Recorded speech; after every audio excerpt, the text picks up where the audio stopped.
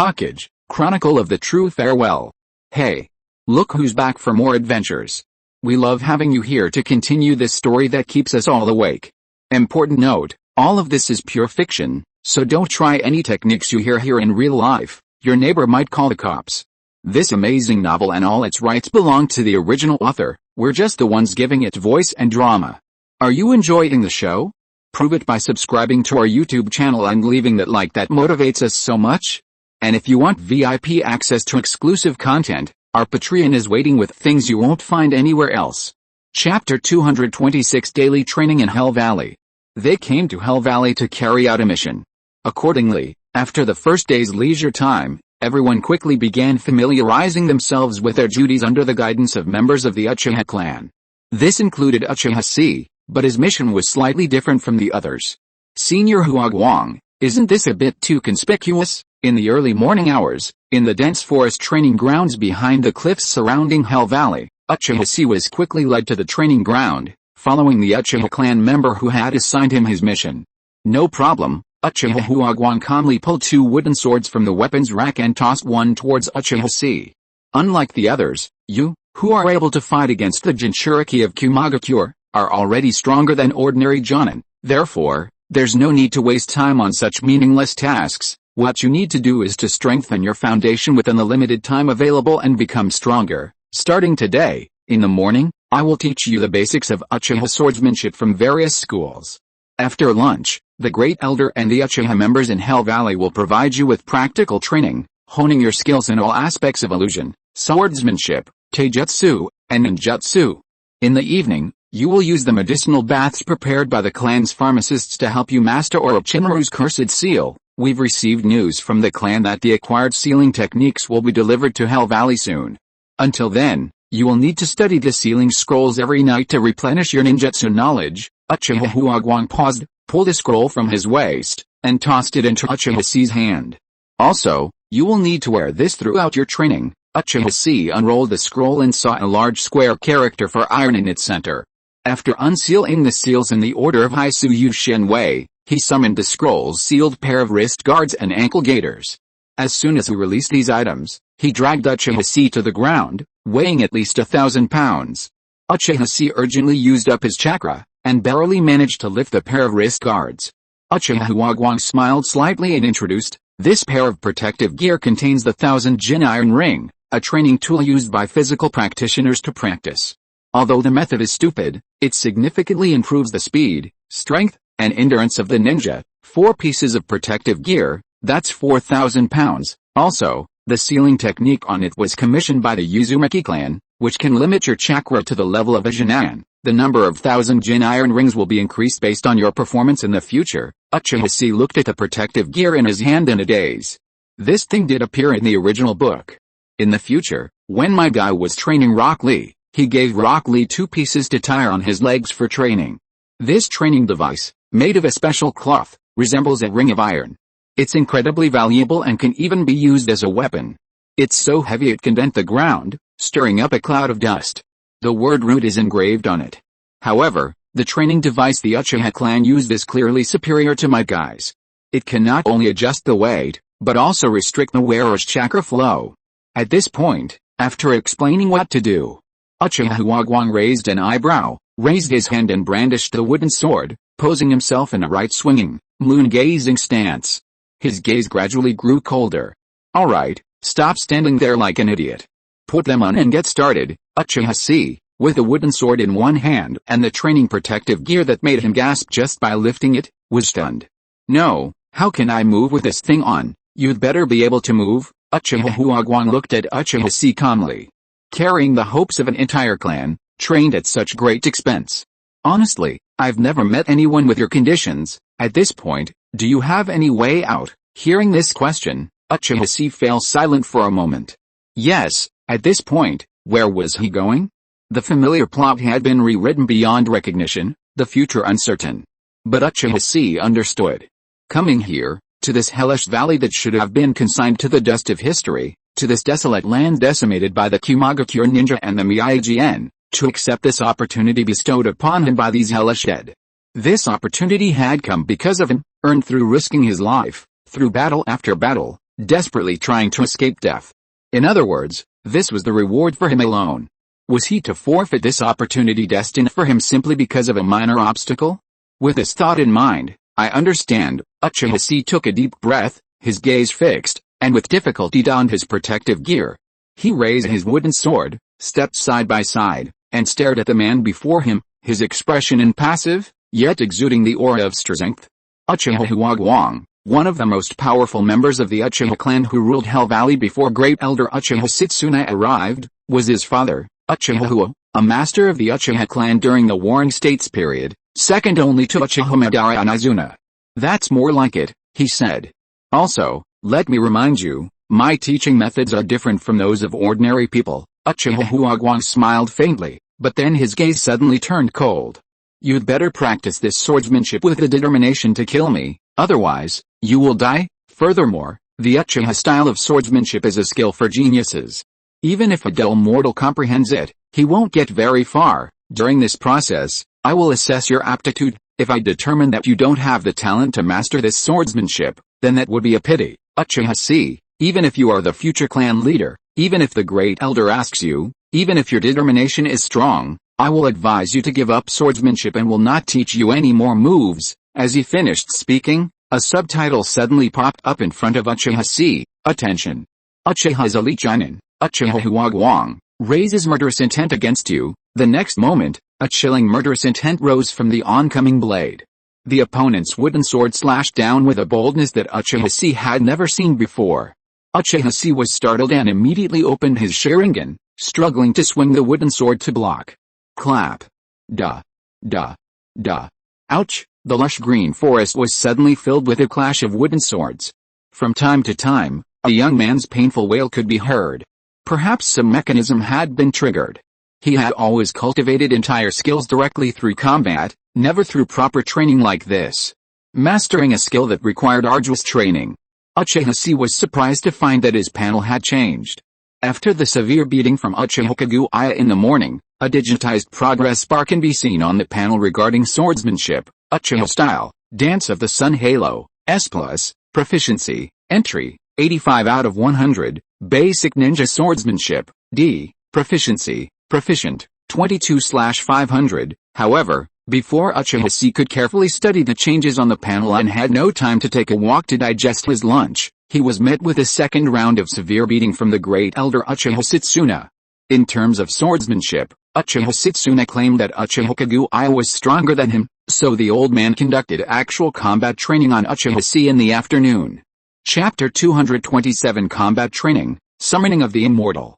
The afternoon training was a grueling exercise in ninjutsu, taijutsu, and jinjutsu. By adjusting the seals on the protective gear, they limited their chakra to that of a normal Uchiha Chunin, allowing for practical combat training at this scale. The Uchiha clan seemed unimpressed by the zero tails within Uchiha Chi's body, and showed no interest in further developing this artificial tailed beast. They were more focused on Uchiha Chi's fundamental abilities as a ninja. Uchiha Chi's immediate impression was that compared to the taciturn Uchiha Huagwang, a master swordsman, old man Uchiha Setsuna was even more offensive. Who taught you to use ninjutsu like that? Are you trying to piss me off? Why do you keep throwing ninjutsu like shurikens? Where's your aim? You've got it wrong. Are you an idiot?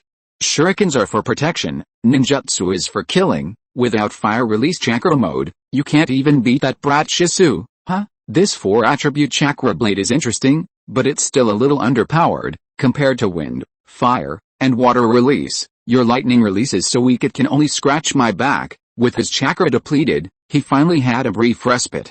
Bang! Uchiha Chi collapsed, dusty and grimy, onto the devastated training ground. Gazing at the white clouds, birds, and falling leaves streaking across the sky, and the half-smile on the old man's face, he truly wanted to point his finger at the heavens and curse, "Fuck you.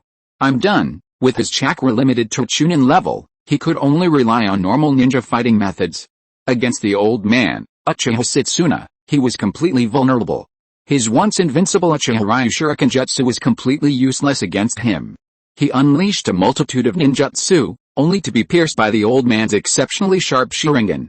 Then, with a mastery of Uchiha Ryu swordsmanship far surpassing Uchiha Chi's, he soared through the air, like he danced blindly amidst Kokuzu's ninjutsu bombardment. He passed behind him like a fleeting moment, then struck Uchiha Chi's buttocks with the flat of his blade. When Uchiha Chi attempted to counter with his masterful Sharingan illusions, he discovered he had inexplicably already fallen prey to the opponent's Genjutsu. Finally, in desperation, Uchiha Chi unleashed his ultimate weapon, a yet-to-be-named composite ninjutsu, a prototype of which had been brewing within him during the suppression of the Nine Tails. Combining three ninjutsu with the ability to transform their properties, Fire Style, Heart Flame Blade, Water Style, Water Fang Blade, and Wind Style, Vacuum Blade, with a new sword technique he had just learned from Killer Bee after the duel, this four-jutsu fusion resulted in the ultimate ninjutsu. Incidentally, after Uchiha Setsuna defeated Killer Bee, a subtitle flashed across Uchiha Chi's dashboard: "Dang, you bravely confronted Killer Bee, the Eight-Tails Jinchuriki who attempted to kill you. You gain a random skill from him, Lightning Style, Supersonic Thunder Blade, A, proficient, your heart steel level has increased.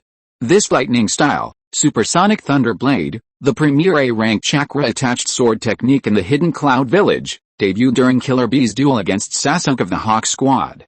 Its power rivaled Sasuke's Lightning Style, Chidori Blade. This technique imbues ninja tools with lightning attribute chakra, enhancing their sharpness and penetrating power through the ultra-high-frequency vibrational waves generated by the Lightning Style. This combined ninjutsu, a fusion of four ninja sword techniques, was incredibly powerful. A single strike could cleave anything that stood in its way into molecular form, leaving even Uchiha Setsuna daunted. However, this proved futile. Facing a ninja whose all-around prowess reached the pinnacle of conventional ninja power, Uchiha Chi, unable to unleash his AoE ranged attacks, couldn't even reach the edge of his clothes. The mastery of the Uchiha-style swordsmanship, combined with the ultimate insight of the Sharingan, left Uchiha Chi feeling in near despair. No matter the angle or method of attack, it was always predicted. His swordsmanship experience seemed so profound that he could practically foresee every move Uchiha Chi would make, countering them, anticipating their preemptive actions, and even striking first. This was a pure technical crushing. And if a ninjutsu couldn't hit the target, it was simply a waste of chakra. So even if Uchiha Chi pulled out a ninjutsu that would dazzle even the old man, he still faced a crushing defeat. Fortunately, Uchiha training is about imposing physical pain to leave a deep impression on the practitioner, relying on combat. And as long as he could fight, even if he was defeated miserably, Uchiha Chi would gain something. Dang, in the designated training mode with Uchiha Setsuna, you bravely confronted him. You received a random reward for the designated training mode, a large amount of practical experience in Uchiha-style swordsmanship. Your level of Uchiha-style Sun Halo Dance has increased. Current progress, proficient, 11/300. Uchiha Chi stared at the subtitles floating on the panel, lost in thought for a moment. The next moment, every wound inflicted by the old man on his body tingled with the warmth. The brutal beatings he had endured transformed into a vast stream of knowledge, a near instinctual muscle memory, etched into the very muscles where the wounds had been placed.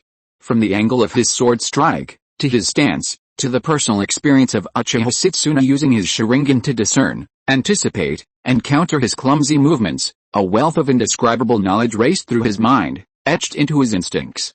In an instant, he overcame a series of arduous training and refinement, from comprehension, analysis, mastery, to proficiency. The thrill of this rapid advancement filled Uchiha Chi with a secret delight, and he couldn't help but let out a silly grin. On the training ground, Uchiha Setsuna put down his empty water bottle, glanced at the foolish boy at his feet, and couldn't help but kick him in the ass. What are you grinning about? Rest time is over, get up quickly and continue training. Alright, Uchiha Chi quickly climbed to his feet. With his powerful recovery ability, he quickly regained his form. Soon, the next round of beatings began, and he continued to improve, bit by bit, through pain and pleasure. Night fell, and the stars and moon illuminated the night sky. After completing 2 exhausting training sessions, Uchiha Chi left the training ground and headed for the separate wooden hut prepared for him by the clan. But he still couldn't rest. The Uchiha clan's training was a comprehensive ninja foundation, and what he was about to do was a training plan, thousands of miles away, that Orochimaru had discussed with the Uchiha clan. It was about mastering the curse seal, or in other words, perfecting sage mode. To this day, Uchiha Chi's development of the Heaven's Curse Seal is far from complete, remaining at the basic level of drawing upon natural energy and fusing it into Senjutsu chakra. The seal itself is a path to sage mode. The Heaven's Curse Seal, which causes mental derangement and physical transformation, is essentially a form of Sage Mode. Through Orochimaru's ingenious design, this method is even safer and more reliable than the Sage Mode training within the Raichi Caverns. After all, the White Snake Sage's method of imparting Sage Mode is identical to Orochimaru's, a bite through fangs, an infusion of natural energy, and then a stare of despair. The second form of the Curse Seal is already considered an imperfect Sage Mode. Logically, the abilities it grants Uchiha Chi, such as a strong body, snake eyes, flexibility, explosive power, and extreme speed, are sufficient. However, Orochimaru is not satisfied with this. He demands that Uchiha Chi completely tame this power. To achieve this, he requires a special medicine, the Awakening Pill. By taking this medicine, he experienced the painful stages of death, continually tapping into the power hidden within the Heaven's Curse Seal, suppressing the mind's will, which was gradually losing its sanity and becoming insane, and thus mastering this ability. Fugaku had given him this medicine before leaving the village. However, his clothing had been torn and lost during the fierce battle with Killer Bee, and the pill had been lost. He now relied on the awakening heart soup prepared by the clan's pharmacist and urgently airlifted in. At this moment, Uchiha Chi plunged into the scalding pot of medicine, emitting a pungent aroma. He sat cross-legged, leaving only his head above the water. He closed his eyes, calmed his mind, and silently unleashed the evil sealing seal around his neck.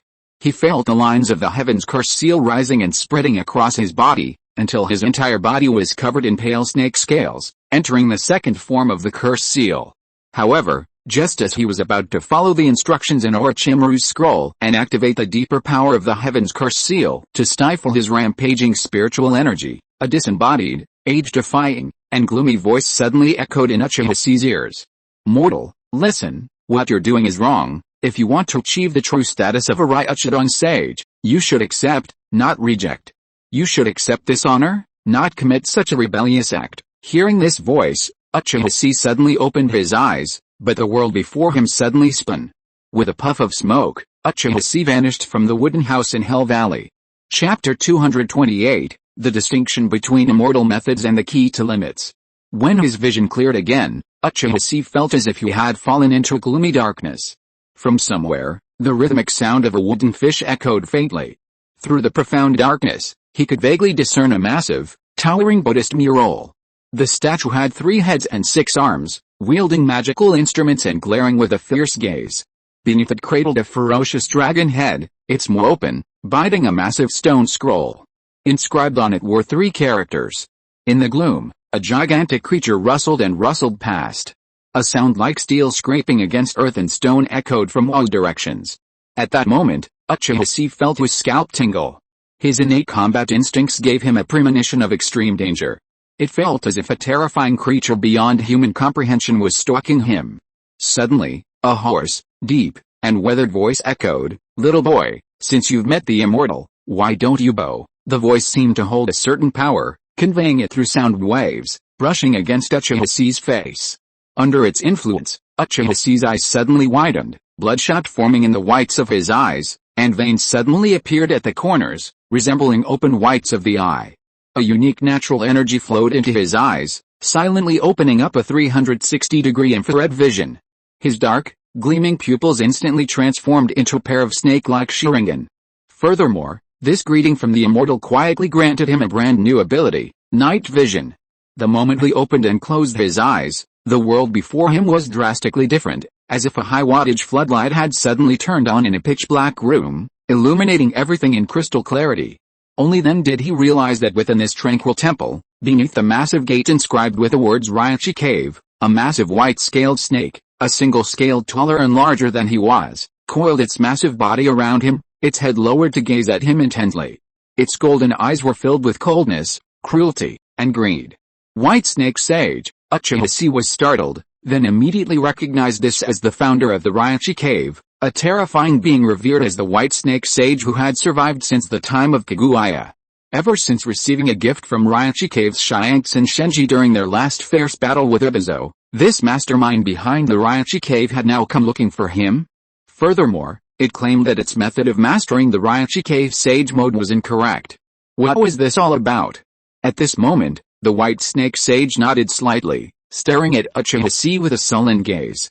He slowly spoke, his serpentine mouth opening. "Mortal, stop walking down the wrong path. Your master, Orochimaru, is merely a failure on this path, a madman who can't even master the power of a sage. How can he guide you on the path to true successful success?" Upon hearing this, Uchiha frowned slightly and asked hesitantly, "The path to success? What is that?" Following the path Orochimaru had laid out, he was guaranteed to at least achieve a Ryuchidon sage mode like the future Mitsuki. While the performance was somewhat lackluster, this was a power even the Otsutsuki clan feared.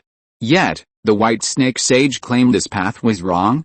So, what was the right path? At this time, the White Snake Sage laughed grimly, and said indifferently, "Before answering this question, I want to ask you, what do you think the sage mode that you humans are pursuing is called?" Uchiha pondered for a moment, and immediately answered, "Probably a powerful state that absorbs natural energy to make the power of one's own ninjutsu, taijutsu, and illusion achieve a qualitative change." "Humph, powerful." Hearing this answer, the White Snake Sage snorted coldly with seeming disdain, and asked with a sneer, "Then what do you think is the level to be considered truly powerful? Or, what do you think is the limit of an individual ninja running across this land?" Feeling that the old man in front of him, or maybe the old woman, did not have the intention of killing him, but instead had an attitude of wanting to have a debate with him, Uchiha felt a little relieved. He touched his chin, thought about it, and asked, "The ultimate ninja is probably the level of Hashirama Senju, the ninja god who changed the ninja world and established the one country one village system. After all, in the original story, anyone who surpassed Hashirama Senju couldn't even be considered a ninja, they were gods."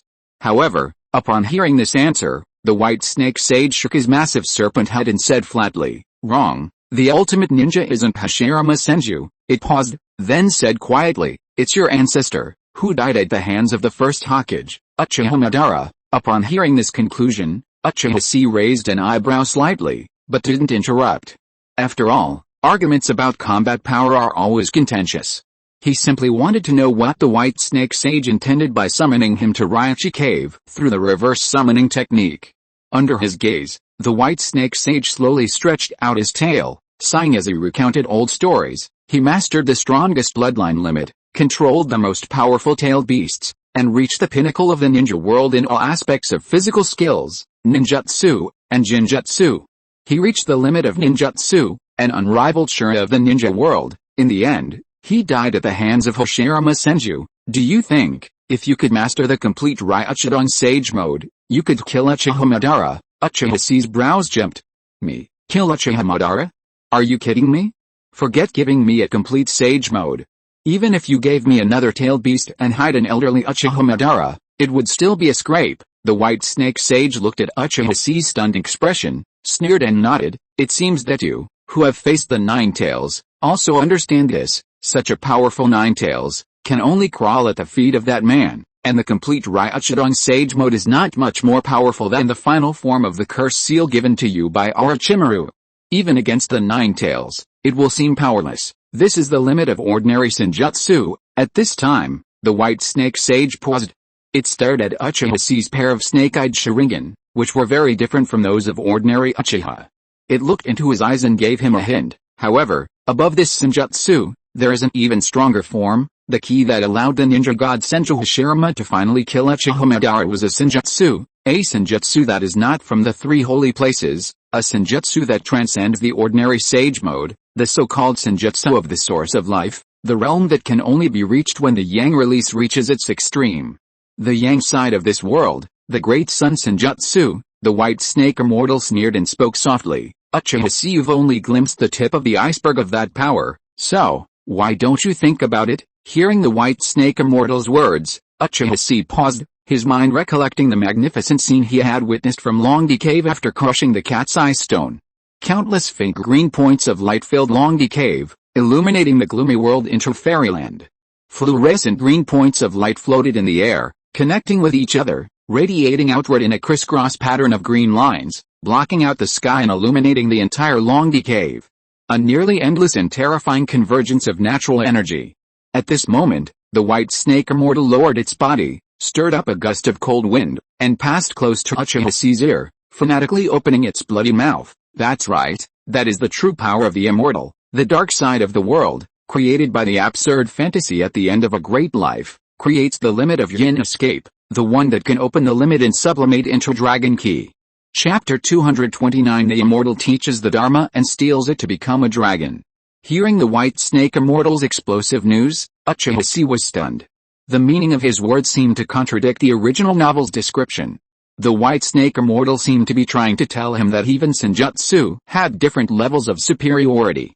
From his perspective, the Senjutsu mastered by Hashirama Senju was undoubtedly the highest level. Below that were the animal Senjutsu of the three sacred sites, Raichi Cave, the Wet Bone Forest, and Mount Myaboku. Even more inferior were the cursed Senjutsu techniques Orochimaru had replicated through scientific research. At this thought, Uchiha Chi raised his head and asked the massive snake before him in astonishment, "Didn't the first Hokage's Senjutsu come from the Wet Bone Forest?" "Wet Bone Forest," the white snake sage scoffed. "That slug isn't that capable." Hearing this answer, Uchiha Chi suddenly realized something. The original story only mentioned the three sacred sites as possessing a complete lineage of Senjutsu, which made him subconsciously assume that Hashirama Senjutsu was inherited from the Wet Bone Forest, one of the three sacred sites along with Raichi Cave and Mount Myaboku. While Hashirama Senjutsu seemed somewhat excessive, and the original story didn't explicitly state the source of the Senjutsu as the Wet Bone Forest, the lack of any other explanation meant they could only be roughly linked. Now, the White Snake Sage's words undoubtedly deny this. So, where did Hashirama Senjutsu come from? If you think about it carefully, there's something amiss about Hashirama Senjutsu. Take, for example, the Senjutsu Myagenin. When Naruto drained the Nine Tails chakra to close its seal, Myagenin descended from the sky, prompting the Nine Tails to roar in shock. "This belongs to the old Six Paths man." He didn't finish his words, but it's clear that Myagenin is a Six Paths level technique, uniquely capable of suppressing the tail beasts, even the Ten Tails. Furthermore, during the future four wars against the sacred tree, Tsunade and Sakura combined forces to summon 1/10 of the Slug Sage to create a healing zone. If Hashirama Senjutsu were truly the heir of the Wet Bone Forest, given his personality and the chakra he possessed, he would undoubtedly summon at least half a Slug Sage to create a stronger healing zone. However, in reality, Hashirama Senjutsu never had any interaction with the Slug Sage at all. Furthermore, Tsunade's Yin Seal, 100 Healings technique, creation and regeneration, combined with the slug's full buffs, offer a healing effect that's far inferior to Hashirama Senju's. The original generation's Senjutsu is likely due to his being the reincarnation of Ashura. A bug in this reincarnation allowed Ashura, who always needed to rally everyone to even the odds against Indra's reincarnation, to receive Indra's genius script. This, in one fell swoop, pushed the sage body inherited from the Six-Path Sage to its limits, causing his combat power to soar through the sky. He spontaneously awakened the power of Senjutsu and would release, and began to dominate the ninja world. Uchiha Chi couldn't help but frown.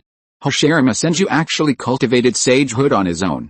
Furthermore, this sagehood even reached the dragon transformation realm pursued by the White Snake Sage of Raichi Cave.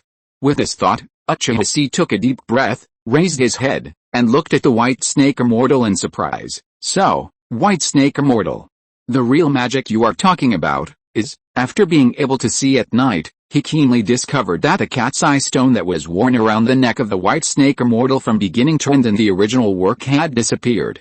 Combined with his previous experience, it is not difficult to infer that it was this old woman who sent out natural energy to save him at the critical moment of life and death last time, so he used the honorific title this time. The White Snake Immortal moved slightly, narrowed his golden eyes, and slowly revealed a secret that Uchiha Chi had never heard before. Before the Age of Ninjas, a war broke out among the gods. In that war, the dragon god, revered and worshipped by the people of both countries, was ambushed and killed by the goddess of Maru to his weakness and slumber. From then on, the era of mythology ended, and the Age of Ninjas began with the Gamamaru's revenge plan. The Dragon Cave I built here is to trace the after-images of the past and achieve sublimation, and the so-called true immortal art is to reach the other body from this body, accept the self that arises from the heart, and use it to reach the dark side of the world.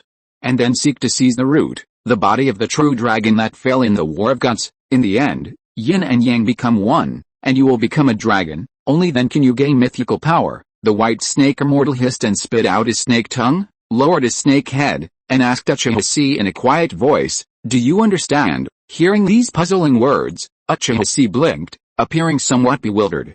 Yet, within him, a turbulent storm surged. Having read the original novel, the White Snake Sage's words practically spelled out the answer to the riddle.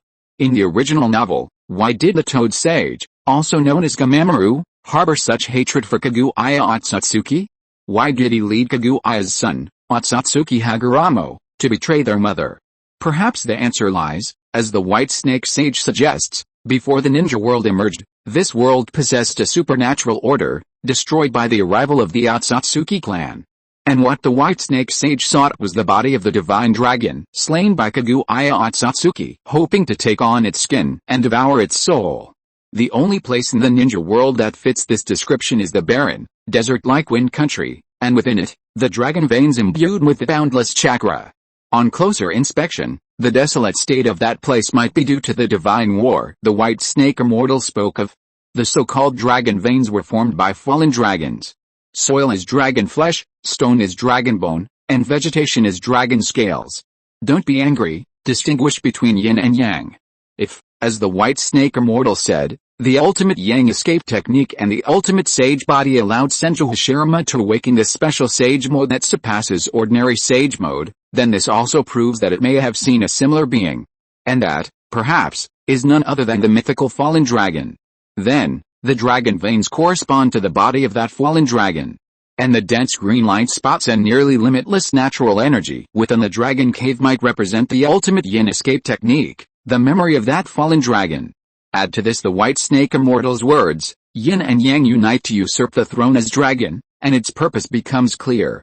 At this thought, Uchiha Chi's heart trembled. A powerful sage capable of battling Kaguya Otsutsuki would possess a yang-style power comparable to that of Hashirama Senju. Combining yin and yang, he might possess power far exceeding that of a Kage. This might indeed be a path to a different kind of six paths. For Uchiha Chi, now facing a plot breakdown and forced to seek a breakthrough in combat, this is at least a possible path. However, this path involves powerful bosses who have survived from ancient times, and coupled with the three snake princesses' previous attempts to devour him, Uchiha Chi cannot afford to be careless. With his current strength, it still seems a bit immature to participate in it. While thinking, the White Snake Immortal looked at Uchiha Chi's stunned face, and a greedy and successful light flashed in his eyes. It coiled its body, and in an instant tightened Uchiha Chi's foothold. The white scales slowly wrapped around it, and it was as if 10 bulls were sticking their horns into Uchiha Chi's body, which made his back cold. A touch of human-like gentleness appeared on the huge snake's face. The tone softened, and it even seemed a little kind. It doesn't matter if you don't understand now, you just need to know, there is no need to suppress the evil thoughts that arise from the depths of your heart, because that is your original intention that you cannot escape, and there is no need to worry about losing your true self because of this, because this will eventually become the foundation for your transformation into a dragon, the so-called use of this body to reach the other body. This is the immortal technique of the dragon cave that I will teach you. The White Snake Immortal raised its tail and instantly touched Uchiha Chi's brow. As the snake hissed, the tail flashed with a fierce white light. It narrowed its golden snake eyes and said meaningfully, "Immortal technique, transmitting the distant shadow." If you are listening to this novel on a channel other than Fanfic World, it means it was downloaded and re-uploaded without effort. We warmly invite you to visit our channel, Fanfic World. There you will find the original version of this story and many other novels of various genres. We look forward to seeing you dive into a world of incredible novels. Chapter 230, The Current Situation is Difficult, Legend of the Distant Shadow. Elsewhere, in Hell Valley, the Uchiha camp was established. The long-time Uchiha clan had long since built a townhouse on the slightly flatter slope of the densely forested ground. This traditional Japanese residence served as both a workspace and a residence. At that moment, the wind from the frost and iron land carried a hint of chill uncharacteristic of spring. Beside a blazing, flickering fire, an elderly and a middle-aged man sat facing each other in silence, cups of hot tea in hand, their faces dignified as they gazed at the condensed clouds in the distant night sky. The younger Uchiha Huagwang, after a moment of silence, took out a letter from his bosom and handed it to the old man. News from Granny Cat. Iwagakure was defeated in the Midori Reef battlefield and raided the water country mainland. The strategy of Kirigakure's rear was completely ruined, They drastically reduced the number of ninja tools they purchased and switched to purchasing large quantities of vehicles to transfer supplies. This war is over. Uchiha Setsuna took the letter, pulled out the letter and flipped through it for a moment, then suddenly sighed. Just as I expected, the Third Shinobi World War has finally arrived on this day. He paused, frowned slightly, raised his head and asked, then, what about the village? Uchiha Huagwang's stern face was reflected in the dancing flames, sometimes bright and sometimes dim. Just as we speculated at the beginning, the battlefield in the Land of Rain is about to expand and affect the 7 surrounding countries. The 3 ninjas, the main Konoha standing forces, and the new generation of ninjas will probably be sent to the battlefields of the 3 countries of Rain, Grass, and Taki. A number of small families and a large number of Konoha civilian ninjas will be deployed to the Land of Field to deal with the attack of the Hidden Cloud, and we and the Hinata will rush to the east coast of the Land of Fire to deal with the upcoming offensive of the Hidden Mist. There are only 2 months left for us. Upon hearing this, Uchiha Setsuna tightened the teacup in his hand, looked at the rippling water in silence for a moment, and then murmured to himself, only 2 months left. After a long time, he waved his hand wearily, glanced at Uchiha Huagwang through the stove, hesitated for a moment, and then asked, Huagwang, what do you think of Uchiha Chi? Is it possible for him to learn this swordsmanship? Uchiha Chi. Uchiha Huagwang was slightly taken aback, then frowned slightly. This child, with his talent, should not be able to learn this kind of swordsmanship. The Uchiha-style swordsmanship, from today's perspective, has far surpassed this era. After generations of meticulous research, the threshold for learning this swordsmanship has reached an extremely high level, but Uchiha Huagwang's expression suddenly became a little strange. He sneered and shook his head. I don't know why, this kid has learned a bunch of random swordsmanship, such as the Wild style, the Hot Spring style, the Iron Country Samurai style, the Cloud style, the Misty style, and even the Kido style swordsmanship of the Kido family, which is impossible for a normal person to learn. He has even glimpsed the basics. The roots of Uchiha swordsmanship are actually the swordsmanship, physical skills, and ninjutsu of all major schools in the ninja world, copied by generations of ancestors using the Sharingan. Take the essence and discard the dross. This is a sword technique tailored specifically for the Sharingan, allowing it to possess the ability to preempt the enemy. Akin to future vision, he's not following the same path as us, but rather the path of the previous Uchiha, even if he can't reach our level in a short period of time. But as time passes, as he faces more and more opponents and gains more combat experience, perhaps, he can, like Uchiha Madara, the patriarch of Konoha's early days, reach the ultimate realm of this sword technique. Master of all martial arts, Uchiha Setsuna looked up in surprise. I didn't expect you to think so highly of this brat. Uchiha Huagwang simply smiled and shook his head. After all, he's a candidate you value, so I've put a little more thought into him. This brat's talent may be lacking, but his fighting spirit and those eyes reveal a sinister nature, and he always gains something in every battle. No wonder you favor him so much. Uchiha Setsuna nodded slightly. He was the one most impressed by Uchiha Chi's incredible improvement. After all, when he left the village a month ago, he never imagined that in just a month, this brat would be able to fight the Jinchuriki to draw. It seems that he has eyes that see deeper than us. Uchiha Setsuna paused and muttered, he may be able to go even further. Hearing this, Uchiha Huagwang was stunned. He looked up in surprise and looked at Uchiha Setsuna with a serious look, asking, so, you already planned to do that? A look of determination flashed in Uchiha Setsuna's eyes. He took a deep breath and said in a deep voice, the Third Shinobi World War will only become more and more dangerous. The village, the family, and the future will only face more and more difficulties in such a turbulent environment. Moreover, it is obvious that if Konoha can no longer hold on, we will inevitably march to the battlefields of Kurigakure, using the power of a single clan to fight against a large ninja village. In this situation, Uchiha Shana gritted his teeth, his eyes flashing with the madness of a desperate lion. Uchiha, we need a second Uchiha Madara. In a wooden house near the inner side of the cliff, bang! With a puff of smoke, a naked young man dove headfirst into the already ice-cold medicinal broth in a wooden barrel. PFFT, PFFT, PFFT, Uchiha Chi poked his head out of the water and spat out a strange-tasting medicinal bath, salty, sweet, astringent, bitter, and numbing, like the taste of Chinese herbal soup dumplings he'd encountered in a past life. At that moment, a flash of colorful light suddenly flashed before his eyes. Endless knowledge and text flashed before him, forming a complex mystical technique. Finally, in the Ryochi cave, the white snake immortal seemed to shake his tail at him, using a combination of toxins and illusions to hypnotize him. He dragged his dazed consciousness into the spiritual world, and in a brief yet eternity, he made his spirit body, which could only mumble, memorize a super complex mystical technique. Immortal technique, transmitting distant shadows. Upon learning the name of this celestial technique and its effects, which were so different from those of ordinary celestial techniques, Uchiha Chi's eyes lit up. He couldn't help but open his snake-pupiled Sharingan, unlocking a 360-degree holographic vision.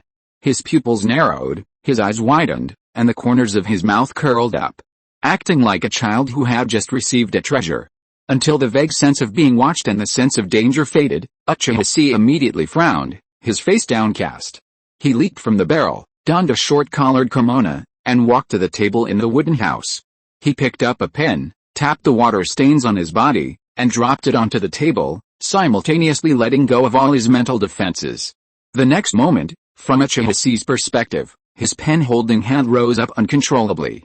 With a perfectly mechanical movement, he began to write lines on the table, like the Sanskrit text that recorded the celestial technique in his mind. Seeing this, Uchiha Chi's pupils suddenly shrank. I couldn't help but start thinking about the last words left by the white snake immortal, the so-called use of this body to reach that body. What exactly does this mean? Chapter 231 White Snake Immortal, you are ready to die. Senjutsu, transmitting the distant shadow. This jutsu was performed by Kabuto Yakushi in the original story. He fused the cells of numerous ninjas, including Orochimaru, Kimimaro, Sakon and Yukin, Jirabo, Kidamaru, and Tayuaya, and performed it using Sakon and Yukin's Keki Genkai, double demon attack. By assimilating two bodies, the tissue cells were free to roam freely, allowing punches and kicks to strike from any part of the body. When this Keki Genkai was incorporated into Senjutsu, transmitting the distant shadow, the resulting effect allowed Kabuto Yakushi to use the jutsu of any cell within his body, even allowing him to activate Keki Genkai. Theoretically, there was no jutsu that he couldn't activate. Of course, this was only theoretical.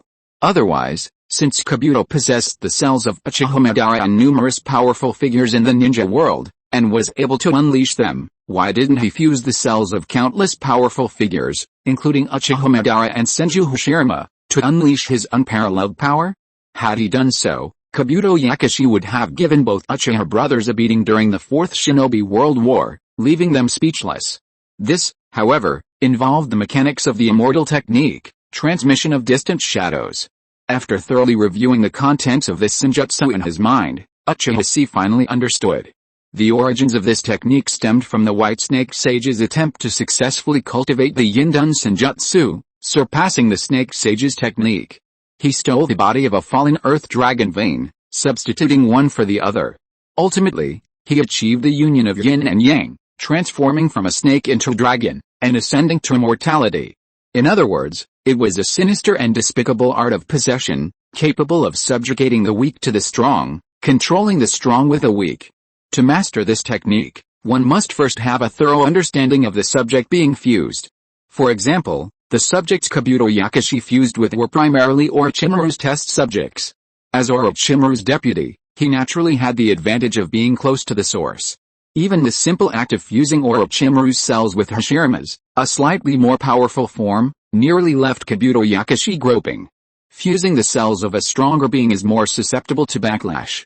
Danzo, after fusing Hashirama's cells with Shisui's main Gekyo and one arm of Sharingan, still had to guard his own arm and eye. Once a fight broke out, a careless act could turn him into potted plant. While indifference can raise one's limits, in a world where bloodline reigns supreme, even that limit has its limits. The senjutsu employed by Kabuto Yakushi is essentially a loophole exploiting the Keki Genkai of the twin demonic technique.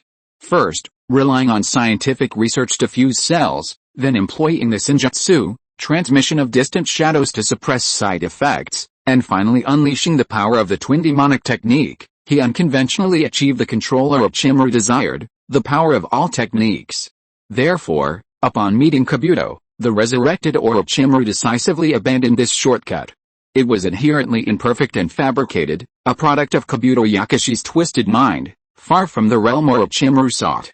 The true effect of the immortal technique, Transmitting distant shadows is simply a power created to steal the bodies of those more powerful. In Uchiha Chi's case, it allows him to suppress and control the altered personalities that emerged as a side effect of studying and using the snake immortal technique. Of course, these conclusions were based on Uchiha Chi's reading of the original novel. Otherwise, from a normal perspective, the immortal technique passed down by the White Snake Immortal is truly a technique that allows him to control his altered personalities. In that case, is the White Snake Immortal snakes really that good? Uchiha Chi scoffed and shook his head, silently observing the dragon-like personality that emerged after the Heaven's Curse was released. He unconsciously continued the White Snake Immortal's recording of the immortal technique, mirroring the movements he was making on his arm. This immortal technique was specifically passed down to me, so I wouldn't suppress it, but rather control it. So, am I controlling this dragon-like personality, or is this altered personality subtly controlling me? Who is behind this altered personality, born from the Dragon Earth Cave? At this thought, a deep chill flashed across Uchiha Chi's eyes. White Snake Immortal, you've already met your end. Although Uchiha Chi appeared to be a hot-blooded fool, and sometimes even felt his own IQ was insufficient, that was because the people around him had always approached him with good intentions. People like Hiden, Shenin, Madarumi, Orochimaru, Jiraiya, Uchiha Setsuna, Seiichiro, Shinichi, and Shisui helped him along the way, and he naturally reciprocated with a most sincere kindness and openness. But, naturally, he could spot a villain like Uchiha Chi, one who pretended to be good to him but was actually full of evil intentions, one who possessed the vast majority of the ninja world's secrets, capable of launching a dimensional attack on him. And he would make this idiot pay for it. HMPH, Uchiha Chi snorted coldly, instantly opening the heavenly curse seal behind his neck and drawing forth a stream of Senjutsu chakra. He activated the Senjutsu, transmitting the distant shadow, his serpent pupils flashing crimson. Instantly, he regained control of his left arm and instantly suppressed and controlled the altered personality within his mental world. Although it's a despicable technique of possession, I have to say it's quite effective in suppressing the altered personality. Feeling the sudden surge of spiritual power within his mind, as if he had an extra brain, Uchiha Chi instantly mastered a unique ability, multitasking. After regaining control of his body, Uchiha Chi immediately pulled a piece of paper from the table inside the room. With a brush in hand, he scribbled down the entire text of the Sage Technique, transmission of distant shadows bestowed upon him by the White Snake Immortal. He then placed the paper in an envelope. To defeat the White Snake Immortal, all he had to do was report him to the teacher. He would tell the homeroom biology teacher that the outsider Chinese teacher had hijacked his physical education class, and then ask for a red flower. In reality, Uchiha Chi wrote down the details of the incident in a letter and sent it to his beloved teacher, Orochimaru, requesting a technique, reincarnation. While both techniques involve possessing other bodies, Orochimaru's technique is a true immortality technique, far more sophisticated than the Sage Technique, transmission of distant shadows. It's also more simple and brutal. The strong subjugates the weak, devouring them, taking away everything, their body, memories, ninjutsu, bloodline, and everything else. The winner takes it all. The loser loses everything. In the original novel, Hashira used this technique, vying for control of Orochimaru's body in the spiritual world. With his 3 Magatama Sharingan, he defeated the weakened Orochimaru and took everything from him.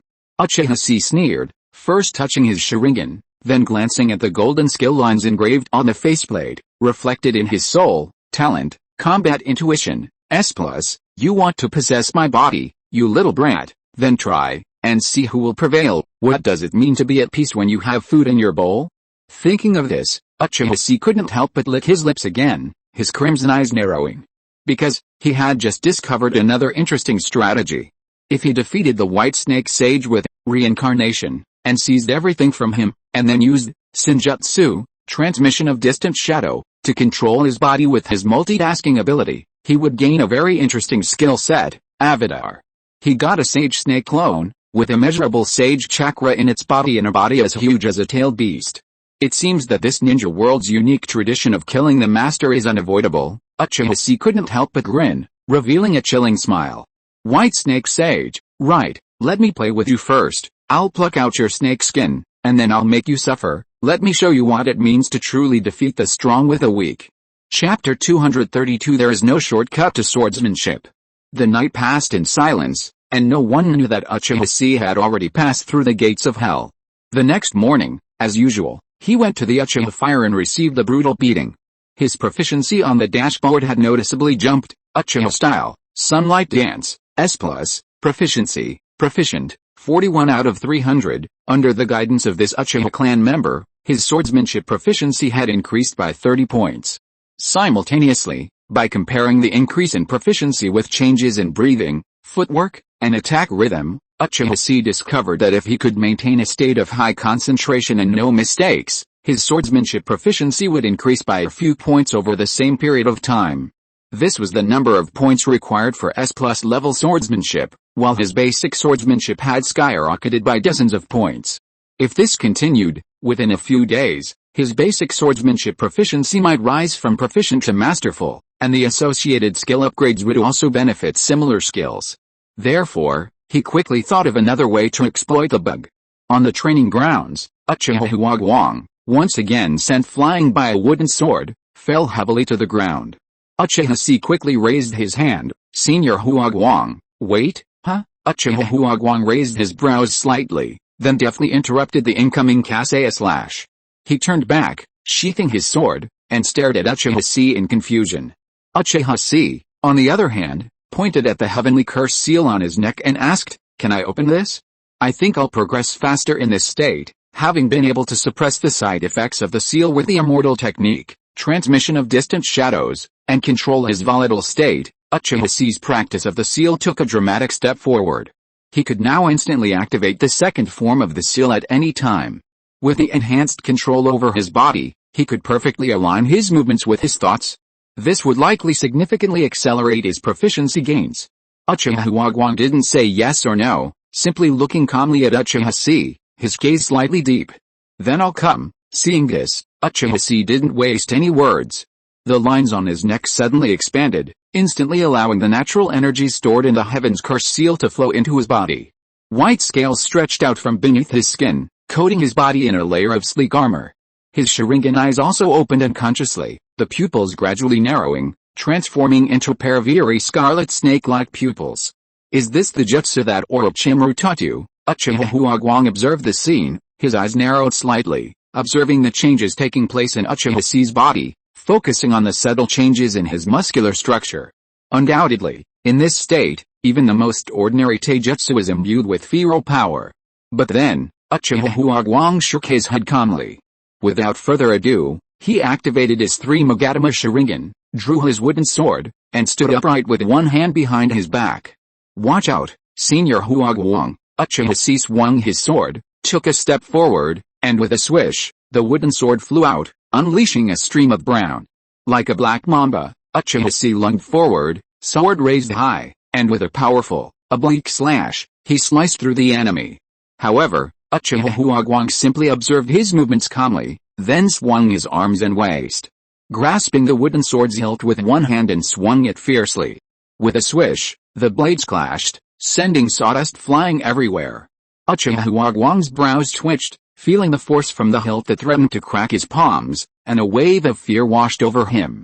But for the sake of his senior's dignity, he quickly suppressed his emotion, enduring the numbness in his palms as he coldly commented, "This won't do." With that, he suddenly drew his sword and moved forward, causing Uchiha Chi's wooden sword to fall by inertia, inevitably exposing his waist.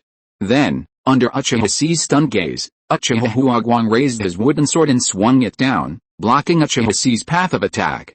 The blade struck the back of Uchiha Chi's hand with a resounding snap. Immediately afterwards, he delivered a powerful kick to Uchiha Chi's waist, sending him flying. At this moment, Uchiha Huagwang coughed, switched his hand to hold the sword, and spoke again. "The fact that you can see the sword's path clearly shows that your eyes inside is no less than that of the 3 Magneto Sharingan. So, do you understand?" Uchiha Chi frowned slightly. With a 360-degree field of view, he could naturally see that this Uchiha clan elder had actually been able to predict his next move 1, 2, or even 3 steps ahead, almost as if he could see the future. However, this kind of thing shouldn't be possible every time. "Come again." Uchiha Chi shook his head, his scarlet snake pupils condensing, drawing a red line, and he suddenly leaped out. Uchiha Huagwang, on the other hand, simply raised his wooden sword and methodically blocked it, following its path.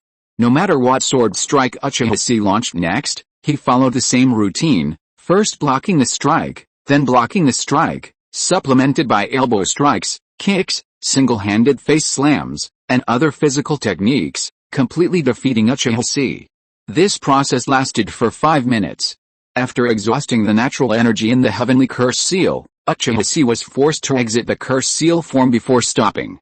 When the fight was over, Uchiha Chi glanced at the control panel again and frowned. Uchiha style, Sun Halo Dance, S+, proficiency, proficient, 43/300, normally, this round should have yielded 5 proficiency points. Activating the curse seal form improves endurance, stamina, strength, speed, and the standard of movement. However, this round only saw a 2-point increase in proficiency. What had gone wrong? Uchiha Chi was momentarily confused.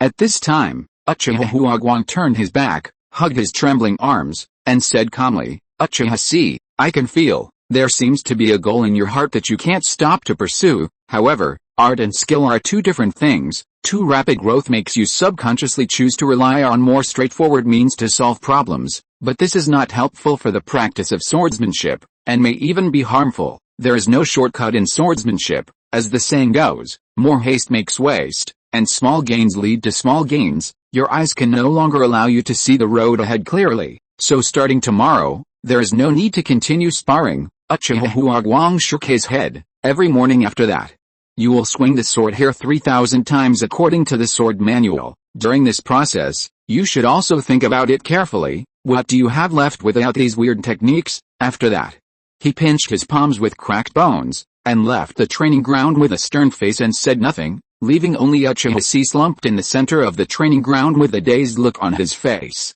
Without these techniques, what would I have left? He muttered to himself, pondering for a moment before frowning deeply. But isn't a ninja merely someone who masters ninjutsu? After a long pause, still unable to come to an answer, Uchiha Chi shook his head and stood up.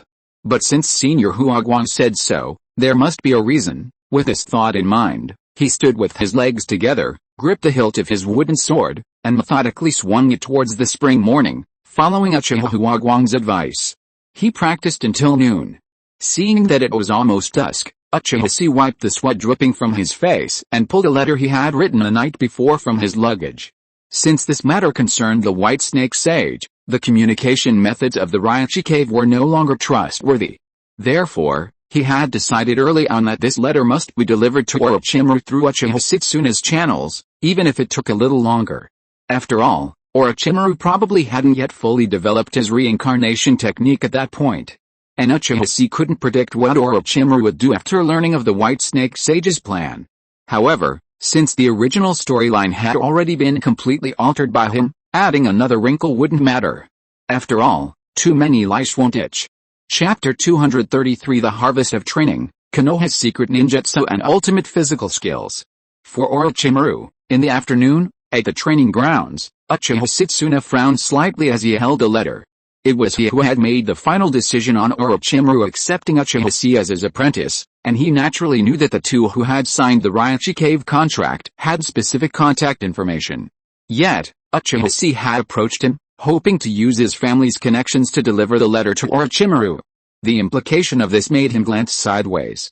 Okay, I understand. Putting away the letter, Uchiha Setsuna nodded slightly, then said, however, news from the village this morning says Orochimaru has left the village and his whereabouts are unknown.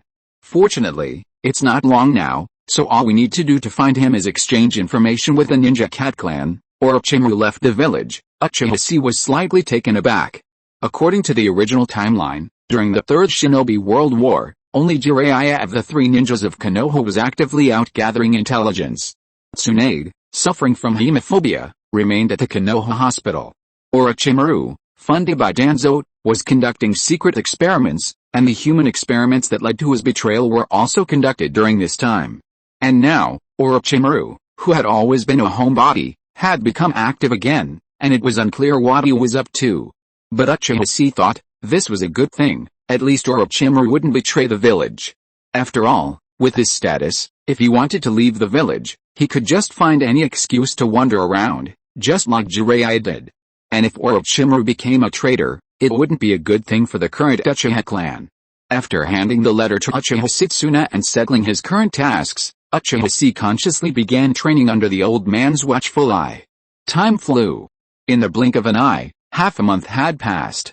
Uchiha Chi practiced swordsmanship in the mornings, practiced combat in the afternoons to brush up on his basics, and in the evenings, he delved into sealing techniques with a scroll given by Kushina. Because the scroll was so valuable, he had used a summoning snake to preserve it, saving him from harm during the Kumagakure raid. With his newly acquired S-rank sealing technique, Super Death Battle Barrier, as a foundation, his progress in sealing techniques was not slow. Combined with the basic sealing exercises sent by his clan, 3 new subtitles quickly appeared on the control panel. You have mastered First Order Light Array. C. You have mastered Shadow Clone Technique. B. You have mastered Triple Seal. B. These are all basic sealing techniques, no more powerful than the Death Battle Barrier. The only noteworthy thing is that because the Triple Seal requires the simultaneous use of the Shadow Clone Technique to create a sealing circle, Uchiha Chi has mastered an additional Shadow Clone Technique as a foundation. Furthermore, at this point, his swordsmanship proficiency reached Uchiha Style, Sun Halo Dance, S+, Proficiency, Mastery 0 for 500. Through combat and training, his proficiency in this swordsmanship quickly surpassed the proficient level and reached the mastery level. At this level of proficiency, one can incorporate illusions into the swordsmanship, unexpectedly subdue the enemy with hypnosis, and even change the body's position mid-air with the sword energy of a flaming blade. Uchiha Chi's ability to soar through the air and into the ground with his entry-level sword energy was purely due to his immense strength, a truly unique achievement. After reaching this level, the effectiveness of training diminished significantly. Uchiha Hokage and Uchiha Setsuna no longer required him to practice swordsmanship, instead instructing him in the ancestral fire style of the Uchiha clan. This included Fire Style, Great Fire Slayer, Fire Style, Great Fire Extinguishing Arrow, Fire Style, Great Fire Extinguishing, and Fire Style, Great Dragon Fire Jutsu. As an Uchiha, how could he not excel in Fire Style? However, given Uchiha Chi's talent, learning these techniques was a real struggle. Fortunately, he possessed the Sharingan, which allowed him to forcibly replicate these fire-style techniques. Furthermore, he had already mastered the nature and variations of fire style, and through intense practice in actual combat, his progress was unsatisfactory, earning the old man Uchiha Setsuna daily swearing, but he was clearly growing. Thus, he continued to practice. A month later, at Hell Valley, on the cliffside, the setting sun cast a long shadow on him, a shadow that leaped with a flight of birds. Uchiha Chi stood at the cliff's edge, his consciousness tapping into his own dashboard, carefully examining its contents. Employee, Uchiha Chi, expandable. Gazing at the rows of gains from his training, Uchiha Chi couldn't help but curl his lips slightly. While not significantly stronger than before his training, at least what he'd earned through hard work wouldn't betray him. Even if he lost everything, at least he could still exist as a formidable Uchiha. This gave Uchiha Chi, who had been anxious about his rapid progress, a sense of relief that had settled his heart. Senior, what are you laughing at? A childish voice rang from behind him. A young boy, about 7 or 8, approached slowly, stepping through the shadows cast by the dust clouds, and asked curiously. Nothing. Uchiha Chi glanced at the approaching Yamato and shook his head. He had just returned to his squad after a period of training. Prior to this, Aburane Ryoma and Yamato had been a 2-man squad, patrolling Hell Valley. Technically, his absence from missions and training alone was illegal. Fortunately, nothing major had happened during this time. The Blood Pond clan, which had rioted a few days earlier, had also been unusually quiet. Furthermore, the Uchiha clan was funding this mission, and he was nominally its young clan leader. Therefore, using one's position for personal gain was both legitimate and reasonable. Yes, that's right. However, you can finally carry out the mission with me. Yamato looked at Uchiha Chi eagerly, with an expression of excitement on his face. Then senior, now, shall we start? Hearing this, Uchiha Chi was stunned and asked in confusion, wait a minute. What do we start? Yamato immediately put on a serious face and said with his hands on his waist, Senior, have you forgotten? I am here as a control tool to prevent you from going berserk. According to the instructions of Senior Ryoma, I need you to guide me to the extent that I can knock you down. Uchiha Chi, my dear friend, do you really want to teach you how to beat me? Thinking of this, Uchiha couldn't help but twitch his mouth slightly, and glanced at Aburame Ryoma, who was leaning against a tree trunk not far away, with 3 black lines on his forehead. No need to guess, this must be the revenge from Aburame Ryoma, who has been taking care of the child for more than a month. But the key is that he doesn't know would escape, and he is not good at sealing techniques. Yamato's control of the Jinchuriki's Kwanrui Uchiha is a technique that can only be used with a necklace on Tsunade's neck. What can I teach you? Uchiha shook his head helplessly, but after stroking his chin and thinking for a moment, a smile suddenly appeared on his face, and he formed a tiger seal with his hands in front of Yamato. If you have to say, as a senior, he should still have something to teach Yamato. Okay, then I will teach you a super powerful sealing technique. Advanced sealing technique? Hearing this, Yamato's eyes suddenly lit up, and he looked at Uchiha expectantly. And Uchiha said dimly, yes, this technique is known as the secret of Konoha ninjutsu's physical technique. From now on, we are enemies, and I will use this secret on you. Yamato, are you really ready? Click. Hearing this, Yamato swallowed nervously and spoke incoherently. Wait, senior, why is the secret of ninjutsu's physical technique a sealing technique? However, meeting Uchiha's gaze, his face quickly determined. Hi, I'm ready. Very good. Uchiha immediately showed a relieved smile, and couldn't help but recall the shameful black history of that night in the bathhouse of Yuno country. As your boss, the first lesson I want to teach you today is ninja. You shouldn't leave your back to the enemy. Huh? Yamato was stunned for a moment, and then he realized that there seemed to be a gust of wind passing behind him. He turned around in surprise, and saw another Uchiha squatting on the ground behind him, with his hands clasped together to form the tiger seal, his fingertips standing horizontally, facing his butt, and suddenly connected with a powerful thrust. The real Uchiha standing in front of Yamato patted the young man's shoulder silently, and said with a sigh, Yamato, this is the secret of Konoha's ninjutsu secret physical technique 1000-year killing. The next moment, accompanied by the sound of breaking wind. Puff. Yamato suddenly widened his eyes, and raised his head with a face full of shock and pain. Chapter 234. What? Am I the culprit? After using a sealing technique on Yamato that made him cover his butt and wail for half an hour, Uchiha looked at Ryoma Aburame, who was walking over, and greeted him with a smile. Senior Ryoma, long time no see, you really have a bad taste. Ryoma Aburame was speechless, glanced at Yamato, who was covering his butt and crawling away to heal himself, and walked to the edge of the cliff. Thank you very much, I'm not praising you. Forget it. Aburame Ryoma shook his head helplessly. I have some information to tell you. It should be related to you. Aburame Ryoma restrained the expression on his face, and said solemnly, but, you must not get excited. Seeing the expression of his superior, Uchiha knew that perhaps during the 1.5 months of his training, the turbulent ninja world had undergone some changes that he was unaware of. He immediately gathered his mind, raised his head and looked back solemnly, and asked, I am very calm. So, what is happening in the outside world now? Aburame Ryoma took a deep breath and said in a deep voice, you are wanted. Me? Wanted again? Uchiha was stunned for a moment, a little confused. The last time he was wanted was a month and a half ago. As a result, Kumagakure retreated. The gold exchange offices in various parts of the ninja world were bloodbathed and seriously injured, and the S-level rebel ninjas of the underground bounty hunters were captured by the Uchiha clan.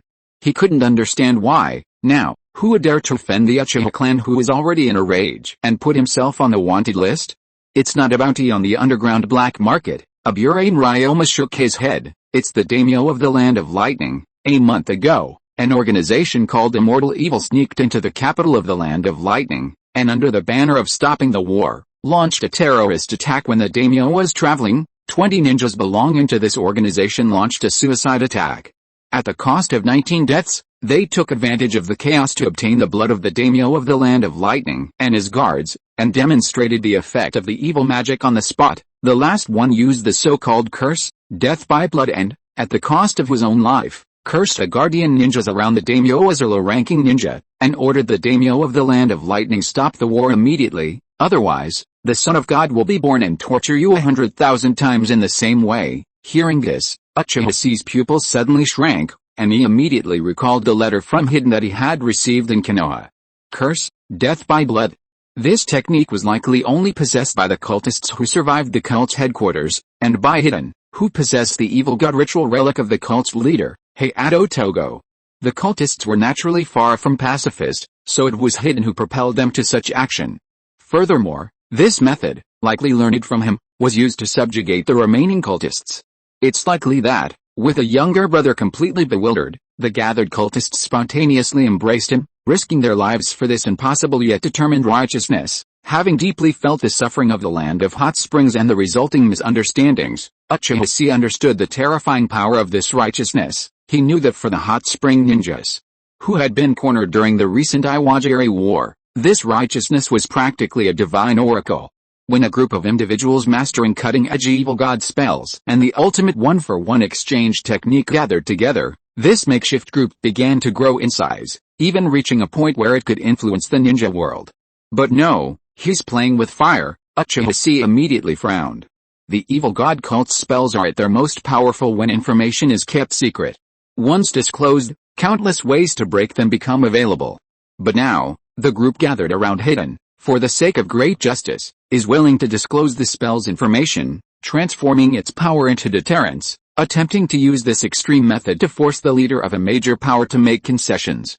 This is obviously impossible.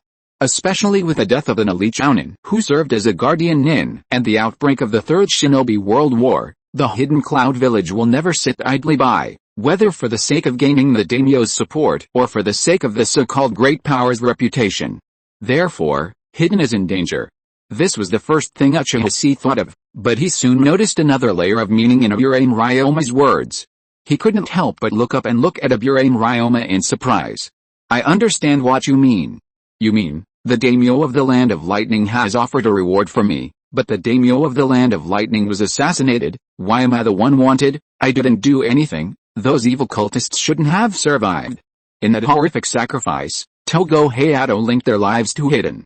They were supposed to be sacrifices, but Uchiha Chi's appearance interrupted Togo Hayato's spell, allowing these people to survive. Coupled with his influence on Hidden, tracing back to the root cause, the daimyo of the Land of Lightning was assassinated, and Uchiha Chi was the culprit. However, only Uchiha Chi and Hidden, who were present at the time, realized this, and it was not leaked to anyone. How could anyone know such a thing? Thinking of this, Uchiha Chi suddenly had the urge to take off his shoes and slap someone. And then, Aburame Ryoma clicked his tongue and looked at him with admiration. Of course you didn't do anything, but someone helped you do it. This organization called the Immortal Evildoers, before launching the terrorist attack to assassinate the daimyo of the Land of Lightning, for a period of time promoted their philosophy of ending war and welcoming peace. During this period, they announced the gods they believed in and the person who served as their leader. His name was Uchiha Chi. This is a man who will bring about the end of the ninja world. Hearing this, Uchiha Chi couldn't help but cover his face deeply, goosebumps all over his body. For a moment, he felt a wave of embarrassment from his toes to the top of his head, and he wished he could dig out a 3-bedroom, 2-living-room apartment on the spot with his toes. When he joked with that brat, saying such nonsense as I will be your god, he never expected that the brat Feeden took it seriously and actually put it into practice, even setting up a quasi-religious organization to let him indulge in the feeling of being a god. This should have been something that touched C very much. But, why the hell did you use this method to name your buddy? Now, the whole world knows that I, Uchiha Chi, am an extreme terrorist. Uchiha Chi took a deep breath and resisted the urge to rush to the Land of Lightning, hang up the little brother, and beat him 8 times, and then starve him for 10 days and 10 nights. The most urgent thing is to see if he can save the little brother. He raised his head, his eyes fixed, and asked Aburame Ryoma in front of him, so now, what is the situation of this organization? Chapter 235, The roar sounded, prepare for both situations.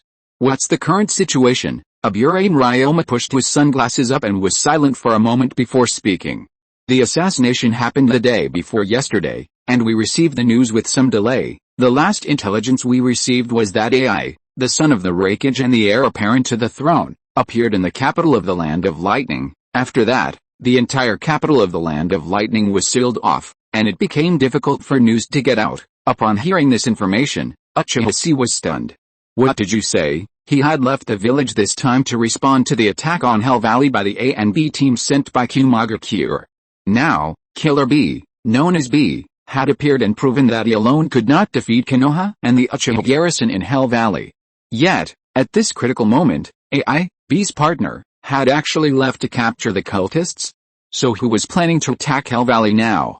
This is just a small episode. See, both the village and Kumagakure know that the leader mentioned by the undead evildoer is not you. Aburame Ryoma's face became serious at this time, and he said, "What I really want you to know is, after the Iwagakure troops retreated from the land of hot springs, they quickly regrouped and joined forces with the Sands village to force their way into the land of rain. On the other hand, we received intelligence from the village this morning that a senior spy affiliated with our route, the Walking Priestess, has detected the location of a large number of Kumagakure troops. At this moment, they have already come out of the Yunlai Gorge, crossed the Strait of the Frost Country, and deployed their troops at the border between the two countries of Hot Springs and Frost. If nothing unexpected happens." He raised his head and said solemnly in a deep voice, "A bigger war is coming." After hearing this, Uchiha Chi frowned slightly, and couldn't help but start thinking about the direction of the upcoming war. The Third Shinobi World War certainly didn't end with his killing of Ebizo and the heavy damage dealt to Tsunagakure. On the contrary, that war was merely the beginning of a war that would spread across the world. A larger, more brutal war had quietly begun to unfold, revealing its own unique strength. Now in the 47th year of Konoha, according to the historical progression of the original novel, in addition to facing Tsunagakure and Iwagakure from the beginning of the Rain Country, Konoha would also face Kumagakure, invading from the land of fields to the south. It was in this battle that Minato Namikaze, already known as the Yellow Flash, first clashed with the A and B brothers, who led the invading Kumagakure forces. And now, at this thought, Uchiha Chi's expression suddenly changed. He looked up at Aburame Ryoma and demanded, "You said Kumagakure deployed its troops at the border between Tang and Shuang, not beyond country." This question seemed more like a question directed at himself. Before Aburame Ryoma could reply, Uchiha Chi immediately realized that since the Blood Pond clan hadn't yet been annihilated by Oijijoen, Kumagakure had a better option compared to the original novel. Therefore, they chose to deploy their troops at the border between Tang and Shuang. From this location, they could advance through the natural barrier of Hell Valley to reach the other side of Tang Country, marching directly towards Konoha village. Retreat. They could bypass Yan Country and, according to their previously planned strategy, gradually encroach on Fire Country territory. Their next move depended on whether the Ob brothers could capture Hell Valley. Meanwhile, young Ai had been transferred away from Hell Valley, indicating that Kumagakure was determined to capture Hell Valley, and even his own strength was no longer needed. Add to that the previous, seemingly haphazard attack on Kumagakure, which came and went so quickly, and despite the huge bounty offered by the exchange, still seemed to have no clear purpose. I'm afraid that attack also had other motives. So, based on the above deductions, to ensure the success of this mission, the people sent by Kumagakure will be, Uchiha Chi's eyes widened suddenly, and thinking of a possibility, he couldn't help but look down at the cliffs around him. In the setting sun, the golden sea of clouds rolled endlessly in the Hell Valley. In the deep valley where the sun didn't reach, above the wilderness, the screams of people, the dead birds, the boiling springs, and the pools of blood, Uchiha Chi felt a slight chill down his spine. He felt that in the place that he couldn't see through, it was as if there were pairs of scarlet eyes, weeping blood and tears, staring at him from afar. Not good. Uchiha Chi's face drastically changed, and he immediately shouted at Aburame Ryoma, "At this rate, Hell Valley might be undefendable." Hearing Uchiha Chi's sudden outburst, Aburame Ryoma was startled. "What did you say?" Uchiha Chi shook his head, grimly turning his hand to pull out a uniquely shaped kunai from the ninja tool bag at his waist. It was Minato's Flying Thunder God kunai. "I hope it's not too late." Holding the kunai and stabbing it into the ground around the cliff, Uchiha Chi immediately raised his hands and formed hand seals. From the kunai stuck in the ground, he pressed his palms to the ground. Lines of dense sealing patterns emerged, surrounding the kunai to form an inverted bowl-shaped sealing technique. Sealing technique, first series light array. This sealing technique is a very basic one, with the advantage of being able to be used hands-free. Simply protecting this inconspicuous kunai from damage should be no problem. "Is this a yellow, glowing kunai?" "See, what are you doing?" Aburame Ryoma watched Uchiha Chi's movements, stunned, somewhat bewildered. "Ryoma-senpai, there's no time to explain." Uchiha Chi shook his head, his hands constantly forming hand seals. Taking a moment to pause, he turned and spoke quickly to Aburame Ryoma, "Come back to camp with me immediately." We can't do this mission anymore. I have something important to tell everyone. What the hell happened to you? Aburame Ryoma looked stunned, but soon recognized a hand seals Uchiha Chi was forming. Hi, Su, you, Shen, Wei. This was a summoning technique. Seeing this, realizing that Uchiha Chi seemed to be trying to summon a summoning beast, combined with the way he pulled out the flying thunder god Kune, Aburame Ryoma immediately understood what he was up to. Both preparations were for a call for help. The flying thunder god Kune summoned Namikaze Minato, seeking Konoha's fastest reinforcements to quench their thirst. The other summoning technique was probably to summon the messenger snake in the Ryuchi cave, relaying the dire intelligence he'd sensed to Orochimaru, allowing the village to quickly respond. But what kind of crisis had he foreseen to warrant such extensive preparations? After all, Jigakutani now boasted over 10 elite genin, and with such formidable defenses, even a cage-level warrior wouldn't be able to easily breach such a defense, would they? Aburame Ryoma was momentarily struck by a sense of comprehension. Just as Uchiha Chi was about to complete his final seal, an unsettling surge of chakra suddenly rose from the cliff face where the two men stood.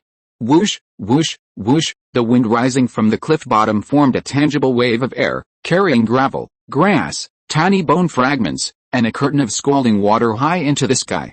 In this moment of tranquility, a breath comparable to the trance of a single day, like the calm before a storm, that dreamlike, ethereal, white mist billowing high into the sky, a dazzling curtain of water like a ribbon of light beneath a setting sun, suddenly shattered. Transformed into a torrential downpour at dusk. Immediately afterwards, earth-shattering roars erupted from beneath the ringed cliffs of Hell Valley. Kill, follow me as I charge out of Hell Valley. Hearing these roars, feeling the cliff face tremble beneath his feet, Uchiha Chi's expression changed drastically, his hand seals pausing. Subconsciously channeling a large amount of chakra, he raised his index finger upward, rewriting the tail seal. Standing on the cliff's edge, facing the Hell Valley where one step would send him plummeting to the bottom, shattered to pieces. He spread his 5 fingers and slammed them hard into the air. A dense cloud of runes suddenly expanded from the air. Growing. Growing. Growing even more. Until it was beyond sight. I don't have time to deal with you prisoners. Now, all of you, get out of here. Uchiha Chi stared at the bottom of the Hell Valley and shouted fiercely. Spirit Summoning Technique, 10,000 Snakes. Chapter 236, Ninja Technique to Overwhelm the Vendors. The densely patterned spell, spreading across the sky and obscuring half the horizon, instantly solidified. Bang! It transformed into a vast cloud of white smoke, which, swept by the wind from the valley floor, revealed the massive, purplish-black beast behind it. It was none other than Uchiha Chi's contracted summoned beast from the Ryuchi cave, the 10,000 Snake. As soon as the 10,000 Snake appeared, clutching a bald rat larger than a man in its jaws, it realized, still dazed, that it was rapidly falling. Hiss, it whirled around in shock, only to see that this time, its summoner was once again the same brat it had so loathed. Wanch's pupils shrank instantly, and he roared fiercely, "You little brat! This time, I'm going to eat you." However, before Wanch could finish his words, Uchiha Chi, standing at the apex of the cliff, suddenly raised his head. The moment Wanch's eyes met his scarlet Sharingan lit up, and blood vessels appeared around his eye. His pupils instantly narrowed, transforming into a brilliant and dreamy scarlet snake pupil. He closed his right eye and widened his left. Dense bloodshot instantly filled the white of his eye, and tears of blood flowed from his eye sockets. Senjutsu, Sharingan, White Jiki no Kao, the pose is roughly as shown in the picture above. From the scarlet snake pupils, a giant, flaming red dragon suddenly burst forth. In a world of illusion, it entwined tightly with a massive Wanch, locking onto it. Then, it opened its mouth and swallowed a dragon ball. In a trembling white light, Wanch's entire body instantly experienced the excruciating pain of a soul ascending to heaven. A fleeting thought, yet it felt like eternity. Shocked by the white light, its spirit weakened and its endocrine system on the verge of collapse, the snake barely managed to escape this magical eye technique. Then, Uchiha Chi, standing at the edge of the cliff, had closed his left eye, while simultaneously opening his right, a normal-looking Sharingan. Jinjutsu, Sharingan. Fuck you, damn you. Before he could utter a curse, the snake was mesmerized by the eye technique of the Sharingan. All this happened in the blink of an eye. And this was the ninjutsu, street vendor crushing technique, created by Uchiha Chi to rival Mount Myaboku and unique to Ryochi Cave. Boom! The snake plummeted, crashing down into Hell Valley with a gust of wind. The yellow-green, spear-headed bushwhack, tens of meters long, instantly sent a roar from the valley floor. Wind, sand, vegetation, and boulders erupted in a storm, even more terrifying than the commotion caused by the Blood Pond clan below. The raging storm lifted the hair of the two men standing at the edge of the cliff, sending them flying high into the air. Aburame Ryoma stared at Uchiha Chi in shock, somewhat confused as to what he was up to. But it had to be said, the effect was quite impressive. The Blood Pond clan, who had just erupted in rebellion, were instantly silenced. Aburame Ryoma adjusted his hair, which had become somewhat bald by middle age, and was about to ask something when Uchiha Chi interrupted him. Don't look at it. It's just a ninjutsu I created. Uchiha Chi shook his head and quickly waved to Aburame Ryoma, motioning him to follow him. Let's go. Someone will take care of the Blood Pond clan. We're not needed here. With that, Uchiha Chi immediately turned and leaped towards the Uchiha clan's camp below the cliff. Aburame Ryoma glanced down at the smoke-filled Hell Valley below, speechless for a moment. But he knew the situation was urgent, and he wasn't stupid. Combined with the intelligence regarding Kumagakure's recent movements and the troop movements, it was clear that the Blood Pond clan had likely already joined forces with Kumagakure. The Blood Pond clan's rampage at this moment marked the beginning of Kumagakure's actions. The people in the camp likely hadn't yet learned of this information, so they needed to be informed as soon as possible so they could prepare for defense. However, Aburame Ryoma was puzzled. How had Uchiha Chi deduced this information so quickly and reacted so immediately? This guy was clearly clueless, so how could he suddenly become so clever at this critical moment? Furthermore, he had just said, someone will deal with the Blood Pond clan. Who could that be? Could it be Namikaze Minato? Uchiha Chi had indeed just launched the Flying Thunder God Kunai. But even with the yellow flash, it would take a long time to get here from Konoha. His mind raced as Aburame Ryoma shook his head, leaned forward and rushed to catch up with Uchiha Chi. For things like this, he might as well ask the person involved directly.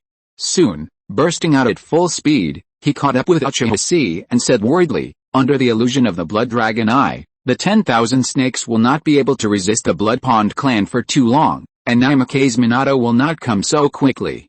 Plus, I'm afraid it's C from Kumagakure.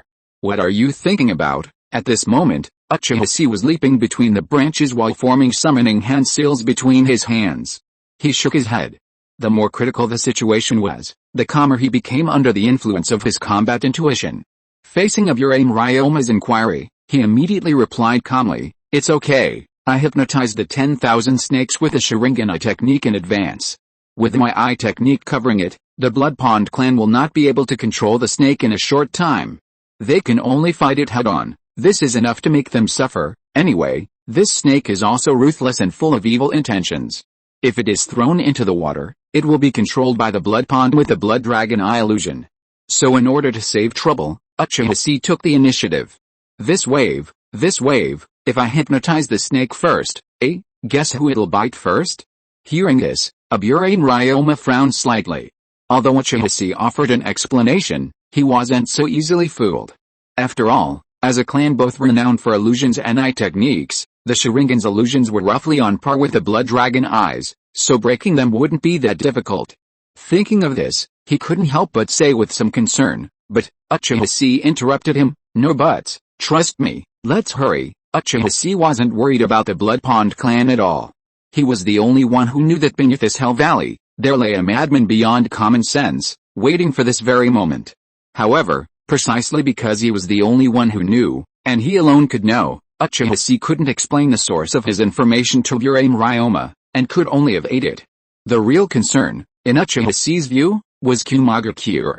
After all, Kumagakure's trump card this time might be a fierce, unstoppable hunk. With this thought, Uchiha Chi, already forming the summoning seal, immediately pressed his hand against the back of his arm, summoning a small, white-scaled snake. This was Orochimaru's communication snake. The snake coiled around his arm, its head tilted upwards as it gazed at Uchiha Chi, hissing and spitting out its venom. Uchiha Chi nodded, then immediately tore off the white lining of his Uchiha combat uniform. Using a finger bitten from the summoning technique, he quickly scrawled a description of the current situation and his speculations on a white cloth, along with the words, "Disciple in danger, help." He then pried the snake's mouth open with a slap and stuffed the cloth inside. In an emergency, the information for the communication snake should have been written on a special waterproof and stomach acid-resistant scroll, but that wasn't possible right now, was it? Don't swallow it. If you digest even a little bit, this day next year will be the anniversary of your being made into snake soup. Get it? Uchiha Chi threatened fiercely, tapping the little white snake's head. The little white snake shuddered at the inhumanity, and couldn't help but shrink its head. It quickly straightened its neck and glared at Uchiha Chi fiercely. The next moment, it vanished into a puff of white smoke. "We must get there," Uchiha Chi muttered silently, looking up at the camp, which was already approaching as he raced. He only hoped that the hellish Sino head wouldn't be the one he least wanted to see. If you are listening to this novel on a channel other than Fanfic World, it means it was downloaded and re-uploaded without effort. We warmly invite you to visit our channel, Fanfic World. There you will find the original version of this story and many other novels of various genres. We look forward to seeing you dive into a world of incredible novels. Chapter 237, The Narrow Space, The Moment of Conflicting Wills. The June temperature was already a bit sweltering. A scorching wind blew across my face from the horizon. Everything around me shifted into a series of elongated lines in a rapid, pulsing movement. Soon, they passed over a vast expanse of forest, and the Uchiha clan's camp came into view. Looking out at the camp, still bustling with activity as usual, I could faintly hear voices arguing within. The Hyuga clan is the strongest. Bullshit. Uchiha are like Gundam. Then how are you going to respond to this? Hiss. Don't stop me. I'm going to beat that bastard today. Don't think I didn't see him roll his eyes. It was Hyuga Kenji, Hisashi's subordinate, arguing again with an Uchiha from the camp. The Hyuga and Uchiha, vying for the title of Konoha's strongest clan, had always been competitive. The quarrel was likely caused by Hinata Kenji secretly opening his Byakugan to peek at the cards during their game. Hearing this, Uchiha breathed a sigh of relief, his heart finally at ease. However, before he could leap to the camp gate, Aburane Ryoma's expression suddenly changed. He reached out and stopped Uchiha. "Wait, something's wrong." The parasite I'm harboring on the northern rocky beaches sensing unusual chakra fluctuations. North? I don't remember that being there. Uchiha was stunned, stopping abruptly and gazing northward at the dry rocky beach, which lay level with or slightly higher than the primeval forest. North of Hell Valley lies an area of super hot volcanic activity. It was a previous eruption that directly led to its formation. That area now supplies a large portion of the hot springs of Hot Spring Country, boasting over a dozen different types of water quality, effective in treating conditions such as hypertension, skin diseases, and neurasthenia. During the past month and a half in Jigakudani, Uchiha, exhausted from training, had been there several times, so the place was familiar to him. Now, it was time to light a fire and prepare dinner at camp. With the exception of the Aburane Ryoma squad on duty, all the Konoha ninjas were, as expected, already at the camp. So, who was there?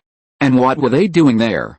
At this moment, on the north side of Jigakudani, in a steaming hot spring pool, two figures, one tall and one short, slowly emerged from the mist.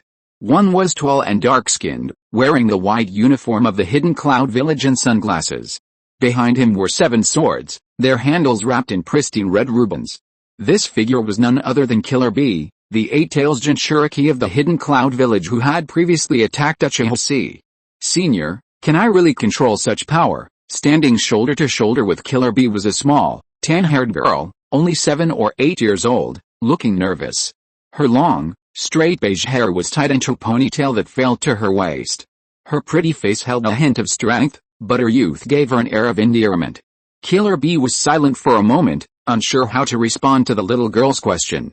Compared to him, the girl known as Nobuyukido had become a Jinchuriki even older than he. At just 2 years old, she had the 2 tails implanted in her body. Since then, she has endured arduous training, facing the gazes of disgust. All this, for Kumagakure, for now. But, a child of only 7, thrust into the bloody Third Shinobi World War, from that moment on, a weapon of war, a murderer of countless lives. The creator of a vision of hell. Just to prove her worth to the village, to become like the person she longed to be, to escape the gaze of disgust. Killer B fell silent. He didn't know how to comfort or teach this junior. Unlike him, The two Uchidas had forged a brotherly bond with their elder brother before becoming Jinchuriki. This deep brotherly love had conquered their inner demons, moved the ape tails, and reconciled with it, becoming the so-called perfect Jinchuriki. She had no love, only hatred and a desperate need to prove herself.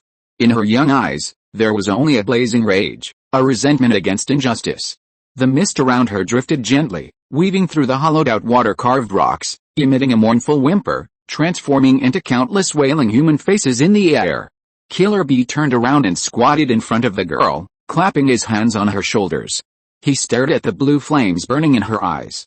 After a moment's silence, without revealing his usual hip-hop tone, he spoke in a deep voice, "Yumeijin, right here, just do it. After all, you are a proud, wise, and brave female ninja who is possessed by a demon cat monster, just like you have always strived to be." With that, Killer Bee stood up and looked out at the forest in front of Hell Valley. He looked at the camp built by the Uchiha clan in the forest, and at the disciples of Orochimaru who were hiding somewhere in the camp. A deep rage burned in his eyes. "And I will pay this blood debt with blood, I understand." The two Yumeijin nodded, determination on their tender faces. Then, she gritted her teeth and, with a large amount of chakra flowing through her body, she aroused the mind-devouring power in her chest. Silently, its teeth sharpened, and a tail blazing with blue flames rose up. Immediately, blue cat-like chakra patterns emerged from its body, and its eyes turned pale. Its carefully braided ponytail instantly unfurled, dancing wildly toward the sky. A terrifying chakra surge shot high into the sky, shaking the earth. Boom! In an instant, a terrifying tailed beast, with two tails of blue flame, towered over the earth. Killer Bee, standing by, curled his lips and nodded in approval, then said solemnly, "Well done, Yukido. Try to maintain your will. Remember what I told you." The two Uchidas, struggling to maintain their full-tailed beast transformations, gritted their teeth and trembled as they replied, "Yes, senior, you must not engage directly with a brat called Uchiha Chi. Right here, keep your distance, and use your strongest tailed beast ball to destroy them." With a final shred of consciousness etched into the tailed beast's form, he controlled the two tails' massive form to crush the earth, causing the hot spring water to splash. The wafting white mist of the hot spring was instantly shattered and pulled apart by the beast's ascent, revealing its shocking true form. Standing there, he raised his head and howled towards the sky. Roar, a blue-black sphere of concentrated chakra, in a ratio of yin and yang chakra of 2:8, continuously condensed, forming a tailed beast ball filled with a terrifying aura. That's it. Killer Bee clenched his fists, pounding his chest in anger. He raised his arm, thumb and index finger raised, making the sign of 6, and shouted loudly and confidently, "The battle has begun, let us advance with strength." 8 thick octopus legs extended from his back, climbing out, surrounding, and surging. In an instant, another terrifying giant beast stood up, frantically gushing and exhaling explosive chakra. The two beasts roared to the sky. A violent wind roared from their mouths, transforming into a huge recoil that crushed the ground beneath them. Standing on the barren land north of Hell Valley, they aimed at the small camp in the vast primeval jungle. The next moment, two tailed beast balls, emitting an extremely terrifying aura, were fired with a roar. Chapter 238, Immortal Technique, Super Large Dark-Tailed Beast Ball Expanding Rasengan. North, isn't that where it is? Uchiha Chi had barely finished his words when a sudden, chilling chill ran down his spine. He jerked his head up, and the next moment, he saw a vast expanse of white smoke rising. In that direction, the menacing figures of two enormous beasts suddenly broke through the mist and loomed over the earth. The swirling, lingering fog north of Hell Valley was instantly torn apart. Two dark-tailed beast balls, imbued with a terrifying, all-destructive aura, tore through the smoke, the earth, the air, and even every tree in the primeval jungle along their path. In an instant, a vast, straight gully over 300 meters long was carved out. It barreled straight towards the camp, barreling straight towards his face. Seeing this, Uchiha Chi's pupils constricted, and the blood vessels around his eyes throbbed with surging emotion. Despite this sudden and unexpected turn of events, it was the experienced Aburain Ryoma who was the first to recover. He raised his head slightly, staring at the incoming tailed beast ball with a slightly dazed gaze. Suddenly, he snapped awake. He first waved his hands to scatter all the parasitic insects in his body, erecting a secret wall of insects before him, hoping to block the attack for a moment. Then, he immediately grabbed Uchiha Chi's arm and pulled him aside, attempting to evade. Aburame Ryoma shouted, his voice tinged with sorrow. See, follow me. The enemy didn't know their location yet, so the tailed beast ball was aimed at the camp. Even though Aburame Ryoma knew that Uchiha Chi also possessed the power of a tailed beast, capable of unleashing the devastating hollow dog cannon, the power of a true tailed beast was simply beyond the reach of Uchiha Chi's hollow dog cannon. He and Uchiha Chi were only on the brink of being affected. With their speed, they still had time to escape. However, Aburame Ryoma's pull felt like pulling on a steel pillar. The young man before him stood there, frozen in place, completely motionless. You said, at that moment, Uchiha Chi's eyes widened, staring intently at the two-tailed beast balls hurled at him one after the other. His eyes were bloodshot, their whites thick with bloodshot. Now, let me go. If Kokuzu had been alone in the camp, he would have turned and left without a word. But old Uchiha Setsuna was still there. Add to that a group of innocent Konoha ninjas, Uchiha members, and Elder Chen, who had so much to teach him. Uchiha Chi couldn't help but tremble, muttering, "What will happen to them if I leave?" At this thought, he said, "Get out of here." His face darkened, and the ferocious lines of the Heaven's Curse seal instantly spread across every corner of his body. He clenched his fist and flung Aburame Ryoma's arm away. Powered by this state, his every move resembled a reckless dump truck, carrying immense force. Then, he suddenly turned, grabbed the collar of Aburame Ryoma's black robe, and flung it backwards. Without holding back, Uchiha Chi immediately began stacking buffs. First, he cursed the second form of his complete form, then the snake-eyed Sharingan. Then, he struck his heart to ignite his inner fire, unleashed the 8 trigram seal, and released the Zero Tails. He donned the artificial tailed beast cloak and unleashed the forbidden technique, flesh transformation at full power. This whole process was familiar to him. Facing two tailed beast balls that could destroy the people and things he had only just realized he wanted to protect, Uchiha Chi had no choice but to fight to the death. Then, he raised his face with a ferocious expression, grasped his right wrist with his left hand, and spread his fingers. Suddenly, a sphere of Ajna chakra appeared in his palm. In an instant, it began to expand, change color, and spin wildly. From a sky-like azure blue, it gradually deepened and expanded, becoming a dark black like a lacquer base. The expanding Rasengan, amplified by Senjutsu chakra, surged with raging dark chakra, then infused with a terrifyingly powerful chakram, further amplifying its power. A hollow dog cannon couldn't match the true tailed beast ball. But, the Senjutsu super large ball dark tailed beast ball expanding Rasengan. It should work. He struggled to grasp the terrifying force that instantly began to spiral out of control. Uchiha Chi's face was grim, his eyes wide open, fixed on the tailed beast ball that was about to blast into the camp, blasting everything to ash. He began to take steps, 1, 2, countless steps, until he charged. Under the dusk, he drew a crisscrossing, surging sand, like a pitch-black, deadly line heading towards hell. The gust of wind whipped up from his palm, whirling Uchiha Chi's hairline, his ferocious eyes filled with murderous intent, the peak of rage. "You want to take everything from me? Come on, kill me first." Instantly, a surge of speed propelled him across the mountains and forests, traversing the camp as he charged out like a heavy artillery fire. Finally, before the tailed beast ball crashing down in front of the camp, he raised a terrifying object in his palm. In just 5 seconds, it expanded from a diameter of 10 centimeters to nearly 30 meters, and continued to expand madly. He pushed forward with his fingers and palms, twisting them, and suddenly pressed down. Elsewhere, in Konoha village, the evening wind swept the clouds, carrying the afterglow of the setting sun through a narrow gap in the clouds, and falling on the inpatient building of Konoha Hospital. The light shone into the ward, making the hair of Minato Namikaze, who lay on the bed, shine even brighter. Yet, for some reason, Minato felt the evening sunlight seemed a bit melancholy. Then, the door to the ward swung open with a crisp, creaking sound. Minato knew it was Kushina, even without looking. "Minato, I've come to see you." Just as Minato had expected, Kushina, dressed in a dress and newly purchased sandals for the approaching summer, trudged into the ward, gently placing a bag of fruit on the bedside counter. "What are you looking at?" Kushina leaned over, curiously gazing at Minato, who was staring out the window.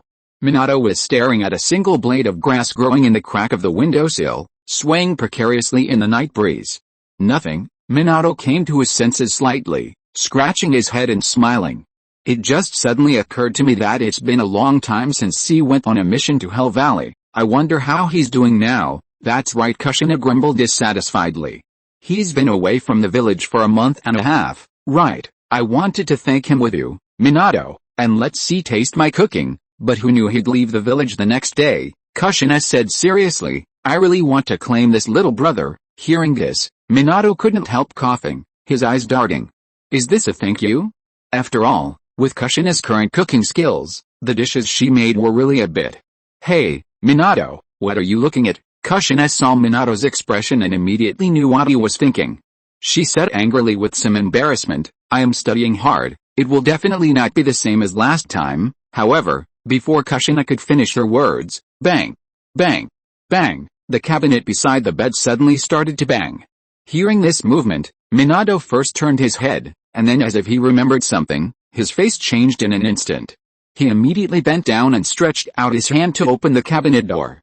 In the cabinet, there was a special-shaped flying thunder god Kune. At this moment, the 4 words Sword of Ninja Love on the handle of the Kune were emitting a brilliant golden light. Seeing this scene, Namake's Minato's pupils suddenly shrank, and he shouted in shock, oh no, C is in danger. Chapter 239 The Curtain Rises, the Eve of Hell. C? You mean Uchiha C, in the ward? Upon hearing Minato's exclamation, Kushina was slightly startled, her heart suddenly tense up, as if a cold snake was crawling up her spine.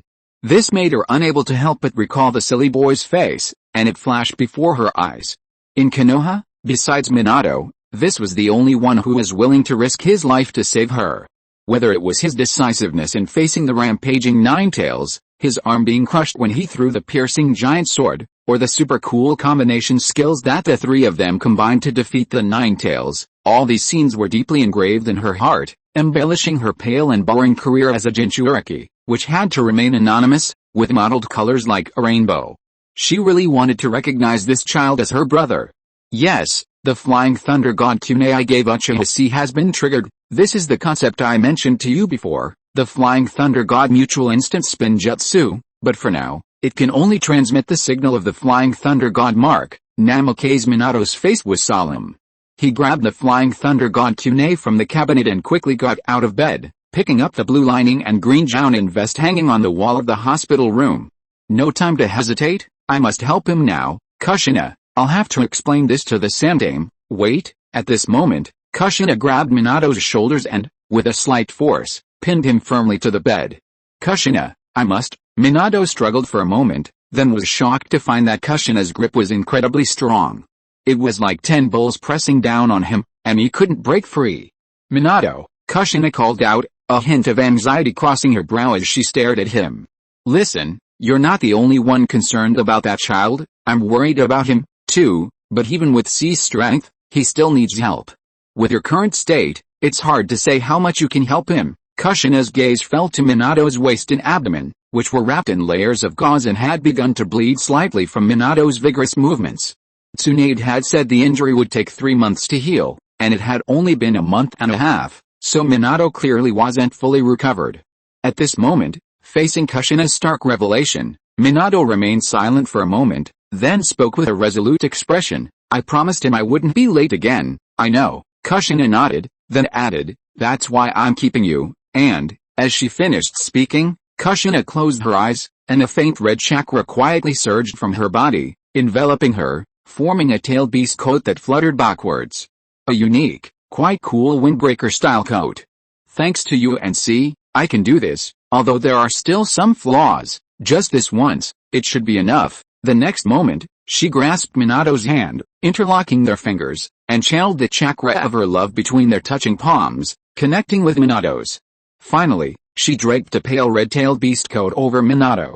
Kushina slowly opened her eyes and spoke solemnly, take my share and bring that idiotic brat back. Seeing Kushina, brimming with such powerful energy, Minato couldn't help but curl his lips, narrowing his eyes in a gentle smile.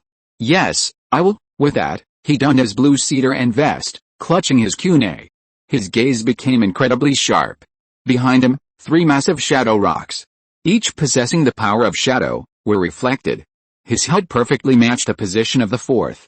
The next moment, the ninja world's fastest legend, burdened with a mission and trust, leaped out of the window, leaping into the dusk, leaping to the boundary between sky and earth. Transforming into a streak of golden and red light, he rushed towards the most dangerous battlefield of the ninja war. Beyond Hell Valley, at the junction of the land of hot water and the land of frost, before a hill. In front of the densely packed and endless Kumagakure ninja army, a little white-haired lolly was holding a backpack full of documents, nervously waiting for the results of the investigation by the square-faced hedgehog-haired Chunin Matoi beside her.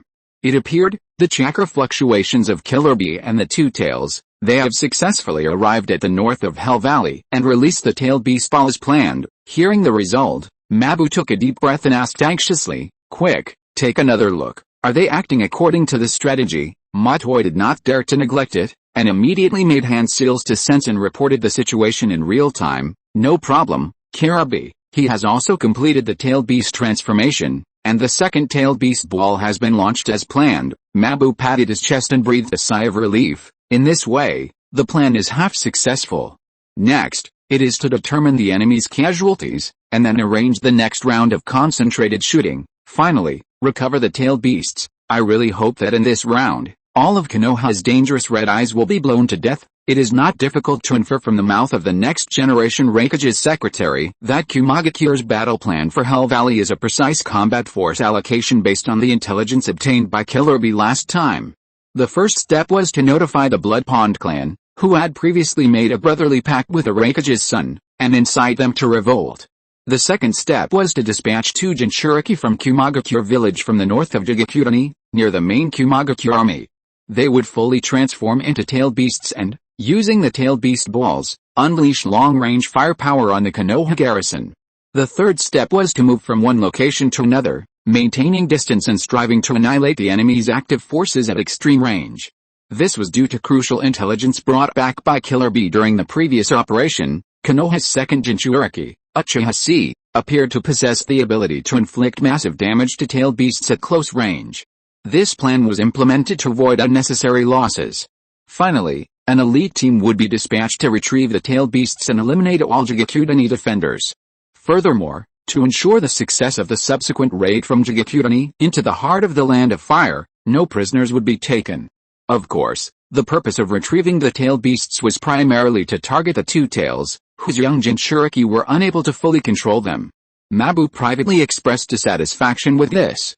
She believed that Kumagakure possessed Kame Island, capable of cultivating a perfect Jinchuriki.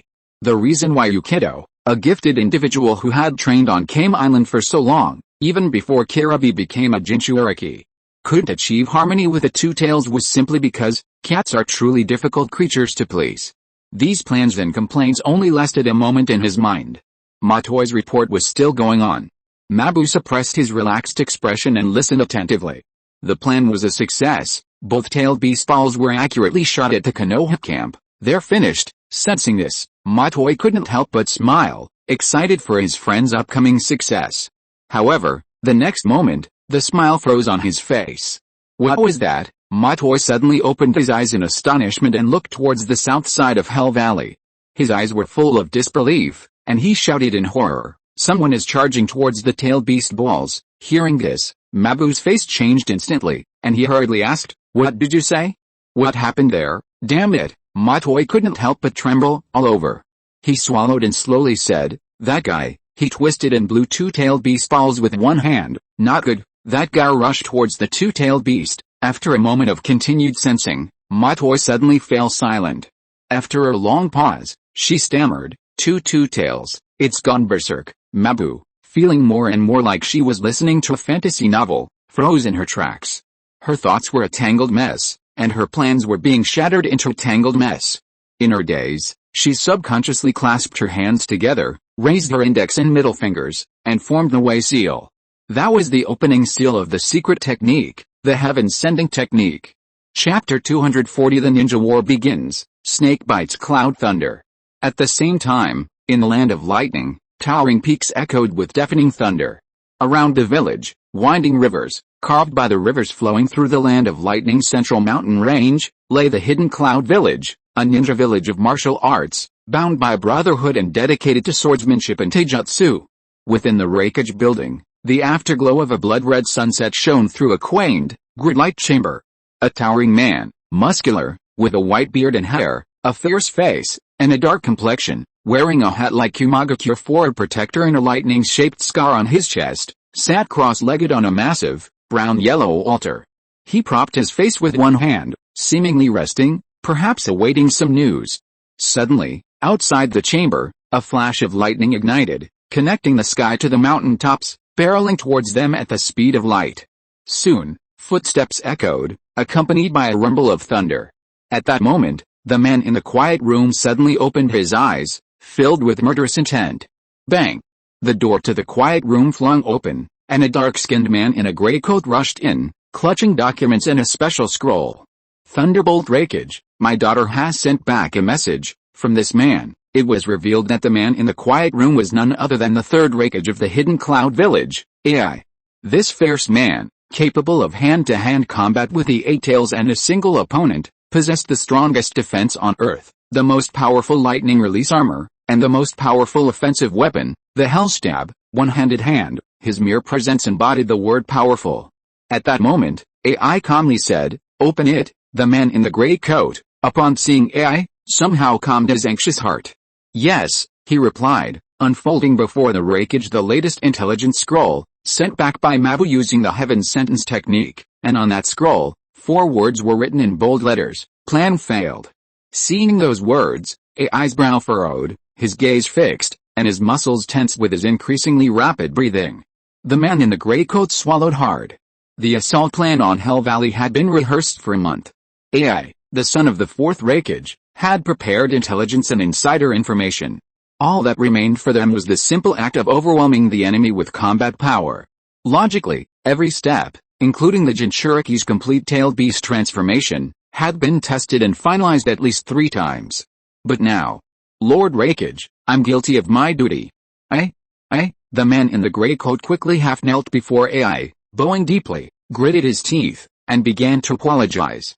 "Gabu, I don't mean to blame anyone," he looked at Gabu and said calmly, "the only thing you overlooked in this mission was that you underestimated the Uchiha, especially the Uchiha who can control the power of the tailed beasts." Unexpectedly, the fierce-looking third Rakage, who seemed rude and violent, was actually a kind and gentle elder.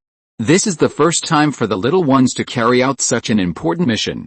It is understandable that some mistakes will occur, young people lack experience, and the reason for the existence of us old guys is to help them bear the cost of their mistakes, solve problems, and guide them in the right direction. In the end, only then can each generation surpass the previous one.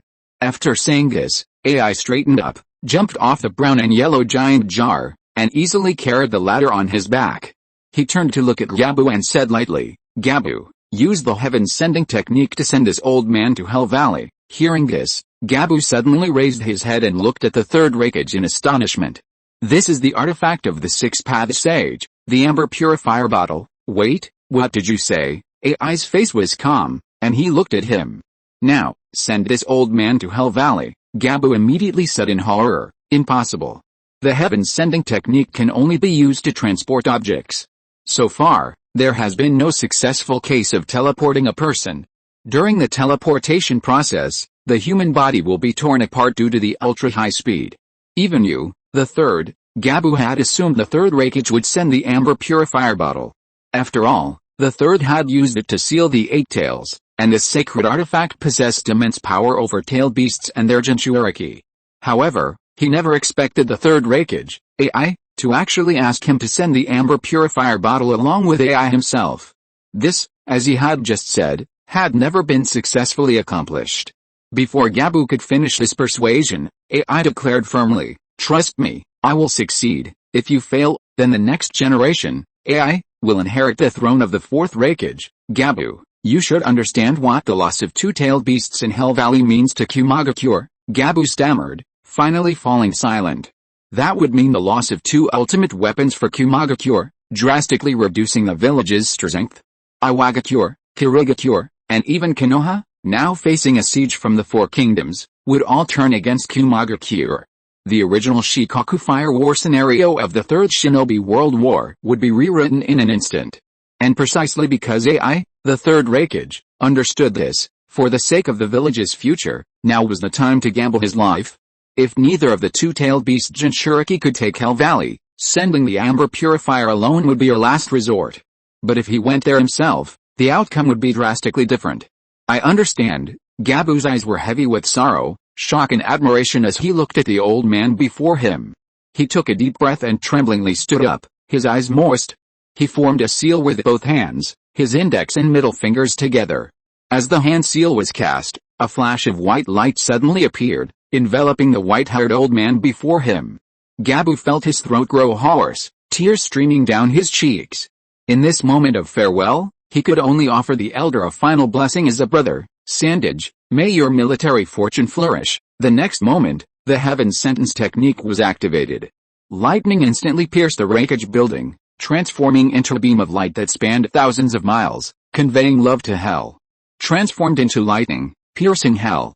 The third wreckage, AI, was about to make his grand entrance. At that moment, countless people in the hidden cloud village raised their heads, gazing at the lightning flashing across the sky.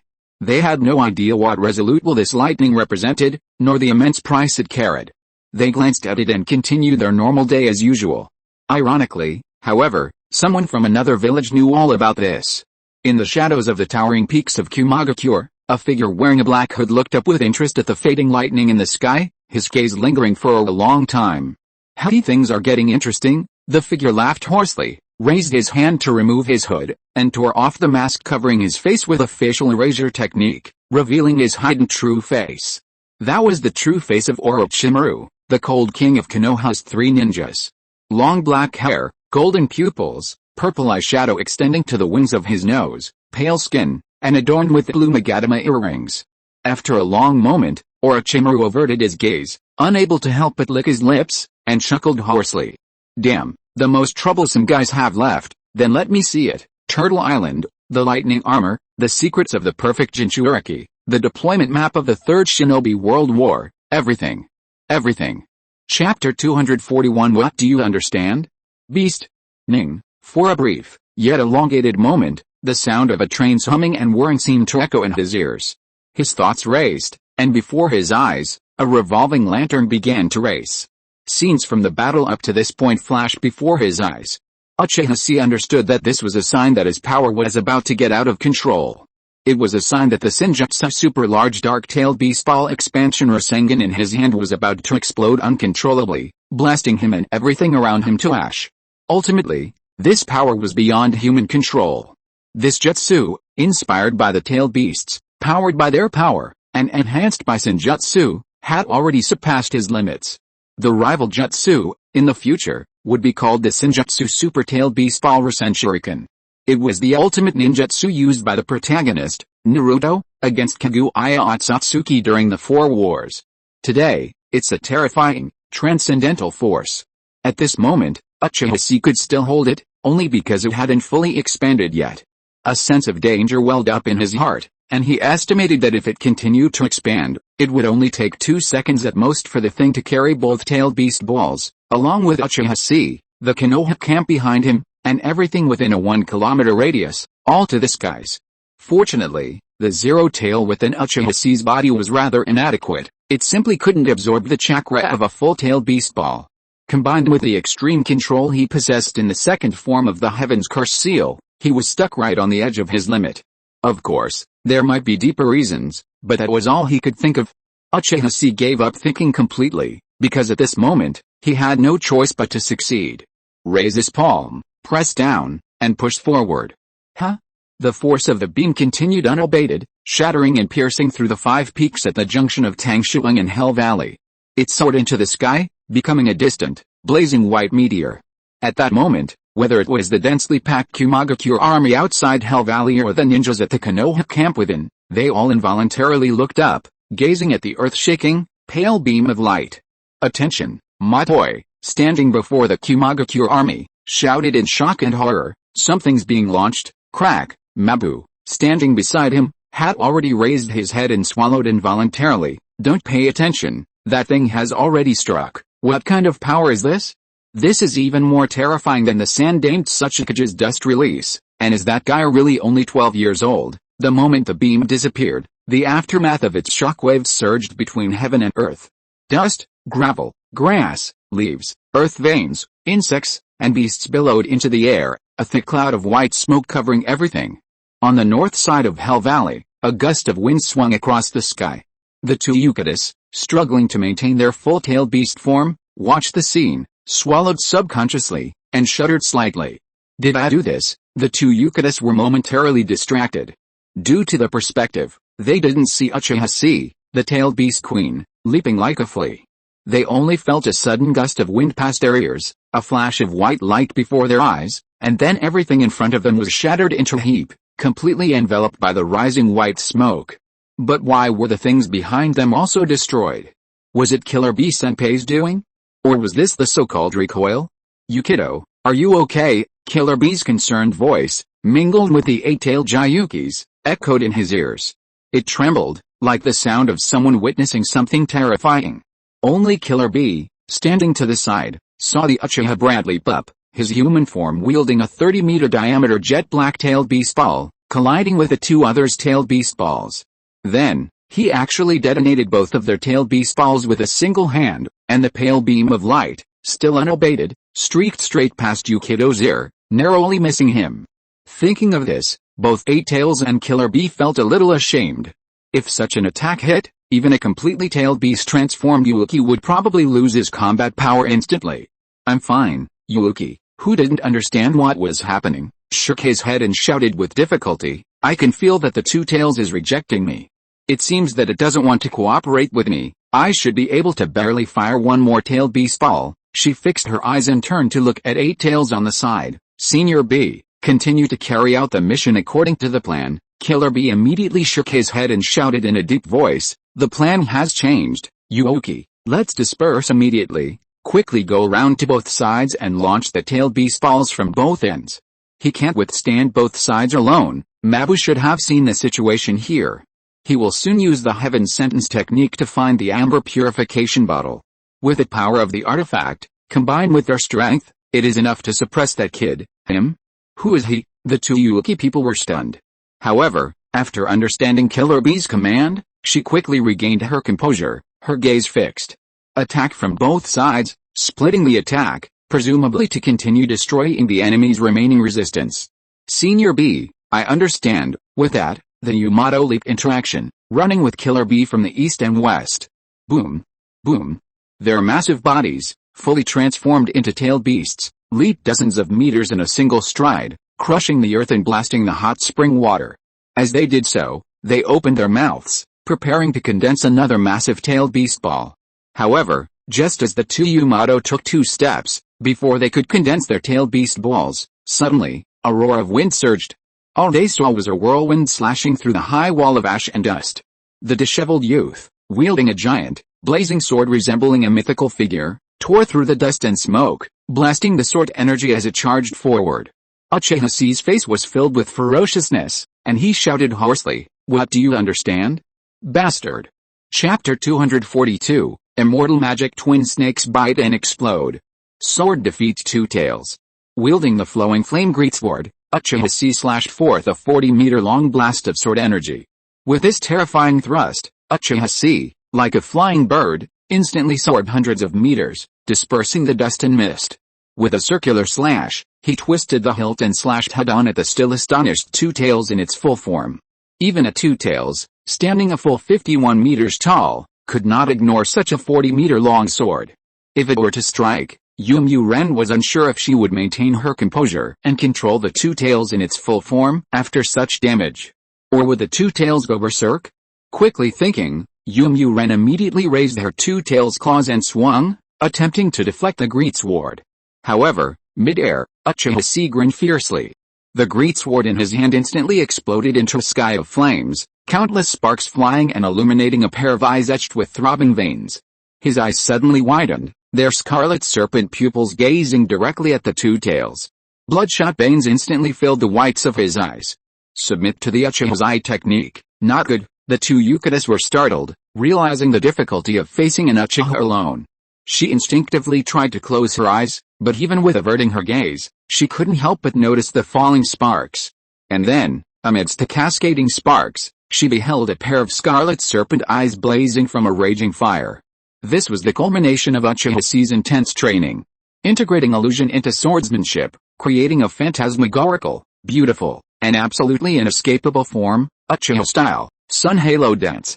The next moment, Senjutsu, Sharingan, white eyes, a fiery crimson dragon stretched its body from the flames, leaping and dancing. In this world of illusion, whether Yumu Ren wanted to or not, she had to see it. A fiery crimson dragon wrapped around her Wei's body, swallowing and spewing the dragon ball, its maw wide open. A fierce white light gushed out. A sizzling sound wave trembled through her bones, and the horrific white light instantly obliterated her vision. In this unavoidable gap in the illusion, Uchiha Chi seized the opportunity, leaping through the air at high speed.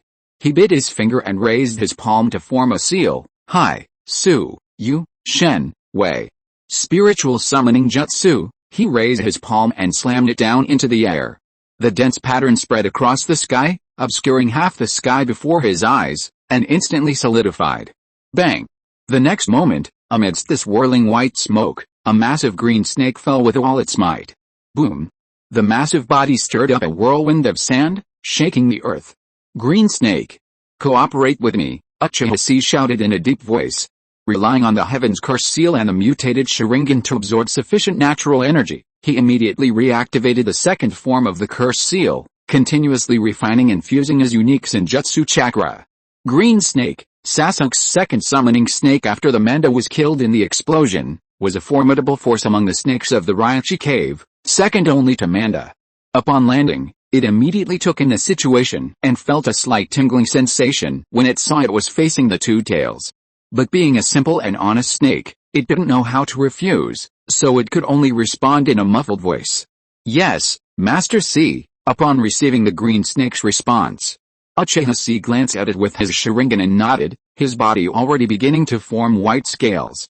The next moment, he clasped his hands together and roared from the sky, ablaze with sparks. Immortal technique, twin snakes bite and explode. This move, based on the immortal technique, inorganic reincarnation, combined with the ultimate power of the green snake, the dragon earth cave summoned beast. Amidst the earth's rumbling tremors, it squeezed toward the center, rising and transforming into a massive white snake of earth and stone, roughly the same size as the green snake. The two enormous snakes, one green and one white, set off a terrifying movement. In an instant, they swam rapidly through the real world, arriving in front of the two tails and clinging tightly to it. With a combined force, they frantically squeezed, entwined, and twisted the center, instantly pinning the two tails to their spot. Meanwhile, Uchiha Chi, without stopping, swiftly drew the Kusanagi sword from mid-air, channeling his own chakra into water and wind chakra, infusing it into the blade. The opponent was the two tails, fully transformed into a tailed beast. Its body was swirling with a flame known as Fire Rat Flame, a power beyond ordinary fire style. Attacking with fire style would merely tickle it.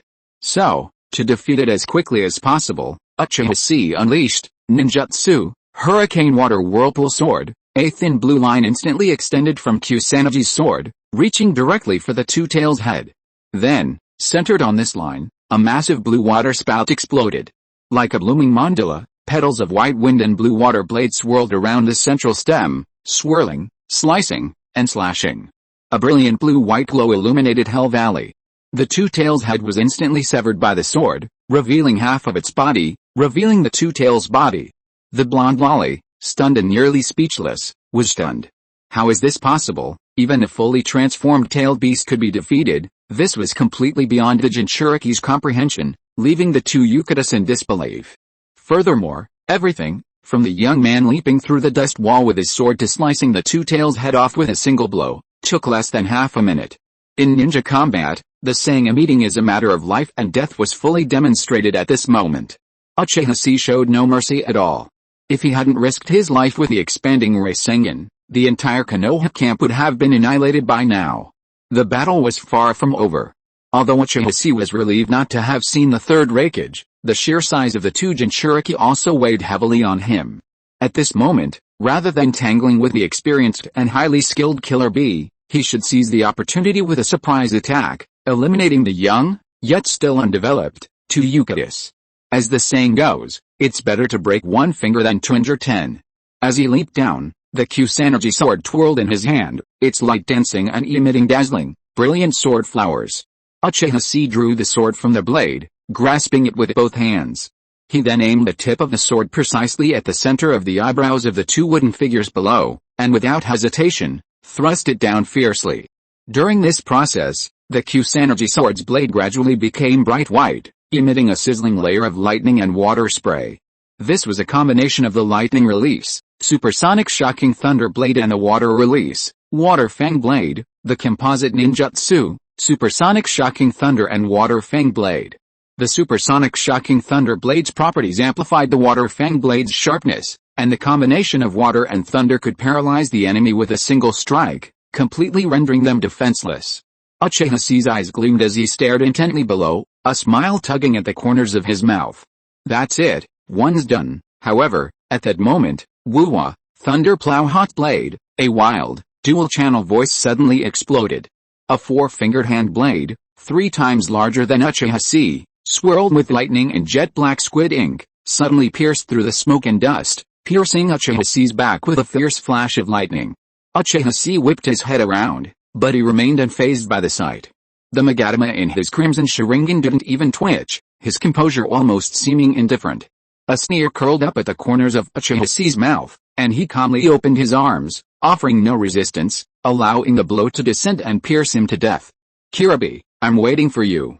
Chapter 243, The Sword Hidden in Shekau. A showdown of wills. A giant palm gleaming with thunder was reflected in the pupils of his Sharingan.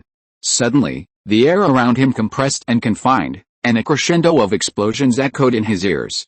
The lightning plow blade, launched by the Eight Tails, smashed into Uchiha Chi's back. It was like a dump truck accelerating to 200 km per hour, ramming him from behind. Pong! In an instant, Uchiha Chi, offering no resistance, was stabbed back. He slashed a straight line through the air, plummeting headfirst into the ground. Thank you, Senior B. Having successfully sent Uchiha Chi flying, who was about to kill the Uokoku, flying away, both Killer B and the two Uokoku breathed a sigh of relief. However, at that moment, Killer B's expression suddenly changed, realizing that something was wrong with the feel of the lightning plow blade. He turned his head in horror, and heard a loud explosion. Bang! Uchiha Chi, sent flying by the blade, vanished into a puff of white smoke in midair. The next moment, the green snake wrapped around the two tails suddenly opened its bloody maw, revealing Uchiha Chi, standing on its fangs and leaping out at a swift speed. What are you expecting? A cold shout echoed with a sneer. Stepping onto the two tails' body, Uchiha Chi reached out to catch the Kusanagi sword, which was falling in a circle from midair. He gripped the hilt with both hands to his right chest, and the blade instantly lit up with an extremely concentrated, incandescent white light. Fire-style chakra mode, supersonic blazing blade. Holding this lightsaber that seemed to have been transported from the set of Star Wars, Uchiha Chi, without the slightest hesitation, lowered his body, stepped onto the two tails' body, which was burning with blazing blue flames, and dove down to sprint towards the stunned two Uokoku. Staring with a pair of scarlet snake eyes, the skin on his face was twisted hideously, and the blue veins on his forehead popped out. When Killer B's face sank, and he wanted to rescue, but his moves were old at this moment, and Uchiha Chi had already jumped over the range of his elbow and turned around, so it was too late. He could only stare at this scene in vain. The Eight Tails' expression also became solemn at this time, and he speculated at the right time, it should be the smoke when summoning the snake. After that, he stared at the summoning beast, probably to use illusion to tell the battle plan to the snake. How can he repair it? Killer B couldn't help but clenched his fists, his face suddenly darkened, and his angry eyes were like two sharp swords. At that moment, the two Yukatas saw Uchiha Chi charging at her with a ferocious vengeance. They were stunned, but a chilling look appeared in their eyes. Is that sort of fire style? You dare use fire style to kill me? The two tails, her expression suddenly turned as cold as ice, and she shouted, but unfortunately, you've chosen the wrong opponent. With that, the two Yukatas immediately formed the tiger seal with their hands. Fire style, rat tail ball. The next moment, dozens of chakra balls burst from her mouth, blazing with blazing blue flames. Controlling their direction with her 10 fingers, they charged fiercely at Uchiha Chi. This was a special ninjutsu wielded only by the two tails Jinchuriki. It had a tracking effect and could create a violent explosion, far surpassing the power of ordinary fire-style ninjutsu. However, the lightsaber in Uchiha Chi's hand was no ordinary fire-style ninjutsu. This was the concentrated product of the 40-meter-long flowing flame giant sword. It was also the final blow, achieved by draining all the remaining chakra from himself, the Zero Tail, and the Heaven's Curse seal. A desperate fight, a gamble of life and death, was just like this moment. Facing a tailed beast Jinchuriki, one of the ninja world's most powerful, Uchiha Chi had to unleash his full might from the very beginning. If this move failed, Uchiha Chi would be killed right here and then. Killer B, who had melted 7 of his sabers the previous time and was well aware of the incredible power of Uchiha Chi's sword, was both infuriated and amused when he saw Yukito not flee and even thought he could counterattack. Furthermore, upon closer inspection, this sword was even more powerful than the one he had used in his previous encounter with Uchiha Chi. He even detected a familiar element in it, his lightning release, supersonic thunder blade. In just a month and a half, this brat had not only replicated his lightning release with those eyes, but had even learned from them, integrating them into his own system, making the blazing white sword even more terrifying. Seeing this, Killer B couldn't help but shout, "Yukito, run!" However, Yukito stubbornly shook his head, staring intently at the charging Uchiha Chi. "Senior B, he's vulnerable now. I can kill him." This was her first mission of such importance, and she couldn't fail. Otherwise, she would betray the entire village's nurturing, expectations, and love for her since she was implanted with the 2 tails at the age of 2. In the hidden cloud village, where brotherhood reigns supreme, that would be even more painful than killing her. Killer B's scalp tingled, unable to understand why this little girl would make such a mistake no ninja should make at this moment. And all this was, of course, meticulously planned by Uchiha Chi. To kill the 2 tails Jinchuriki, a ninja sword technique infused with feng shui or water and thunder properties, was undoubtedly the best option. But he chose to use fire release at this critical moment, precisely because he was betting that the Yukito wouldn't flee. Of course, if the information about this woman in the original novel differed from the younger version, resulting in a mismatch and the younger version turning and running, it wouldn't matter. With a powerful thrust of the Uchiha-style swordsmanship, Uchiha Chi's speed surpassed his opponents, and the 2 Yukitas would surely be killed. However, this would invisibly increase the space available for Uchiha Chi to maneuver several times. Seeing this, Uchiha Chi couldn't help but curl his lips slightly. With a quick leap, he leaped past the 3 rat-tailed balls, slipped sideways into the gap between the jutsu, and continued to close in. "There's no use dodging," the 2 Yukitas sneered, and immediately clasped their hands together. Under her control, dozens of rat-tailed balls formed chaotic yet orderly arcs in midair, completely enveloping Uchiha Chi from all directions. If Uchiha Chi evaded the fireball, it would give Killer B a split-second chance to assist. With the unity of the hidden cloud village, Yumu Ren was confident that this senior would definitely lend her a hand. With a cat-like keen perception she'd acquired from the 2 tails, she completely saw through the weakness beneath Uchiha Chi's powerful facade. If only she could take that strike. Swish, swish, swish. The rat-tail balls instantly blocked Uchiha Chi's path. It was clearly the moment of life and death, but Yumoto could not see any panic or fear on the face of the young man not far in front of her. This was different from any young man from Kumagakure she had ever seen. At this moment, she could only see and hear, ha-ha-ha, ha-ha-ha-ha-ha-ha-ha-ha. The young man's face was covered with an extremely crazy laugh, his eyes were fierce, and he brandished a blazing white lightsaber that clearly divided the dusk and the night. "Good. Very good. With such a will, I recognize you. If you can die under this move, it will not be a disgrace to your name, Yumoto." In an instant, the young man swung the lightsaber, swallowing up the last trace of dusk between heaven and earth, and then, from this moonless night, a blazing arc like the moon and the sun was drawn. Uchiha style, instantaneous slash. If you are listening to this novel on a channel other than Fanfic World, it means it was downloaded and re-uploaded without effort. We warmly invite you to visit our channel, Fanfic World. There you will find the original version of this story and many other novels of various genres. We look forward to seeing you dive into a world of incredible novels. Chapter 244, Reversal of the Situation. The second tale appears. Uchiha style, Setsuna Sky Slash. This was the sword technique Uchiha Setsuna wielded when he left the village for the land of hot water, fearing Uchiha Chi would kill Seiichiro. This sword technique, somewhat similar to the Wenwa wielded by a swordsman named Yasuo in a certain mobile game, effectively severing any aerial items within a 3-foot radius. This sword technique, mastered and honed through countless life or death battles, will never betray Uchiha Chi. In an instant, Uchiha Chi's body slashed from left to right, illuminating arcs of moon-white light. Like a hot knife cutting through butter, or a butcher cutting an ox, it sliced through the array of fireballs at a speed barely discernible to the naked eye. Precisely severing the chakra that formed the fireballs, the blue rat-tailed balls within a 3-foot radius were instantly split in two, exploding with a bang.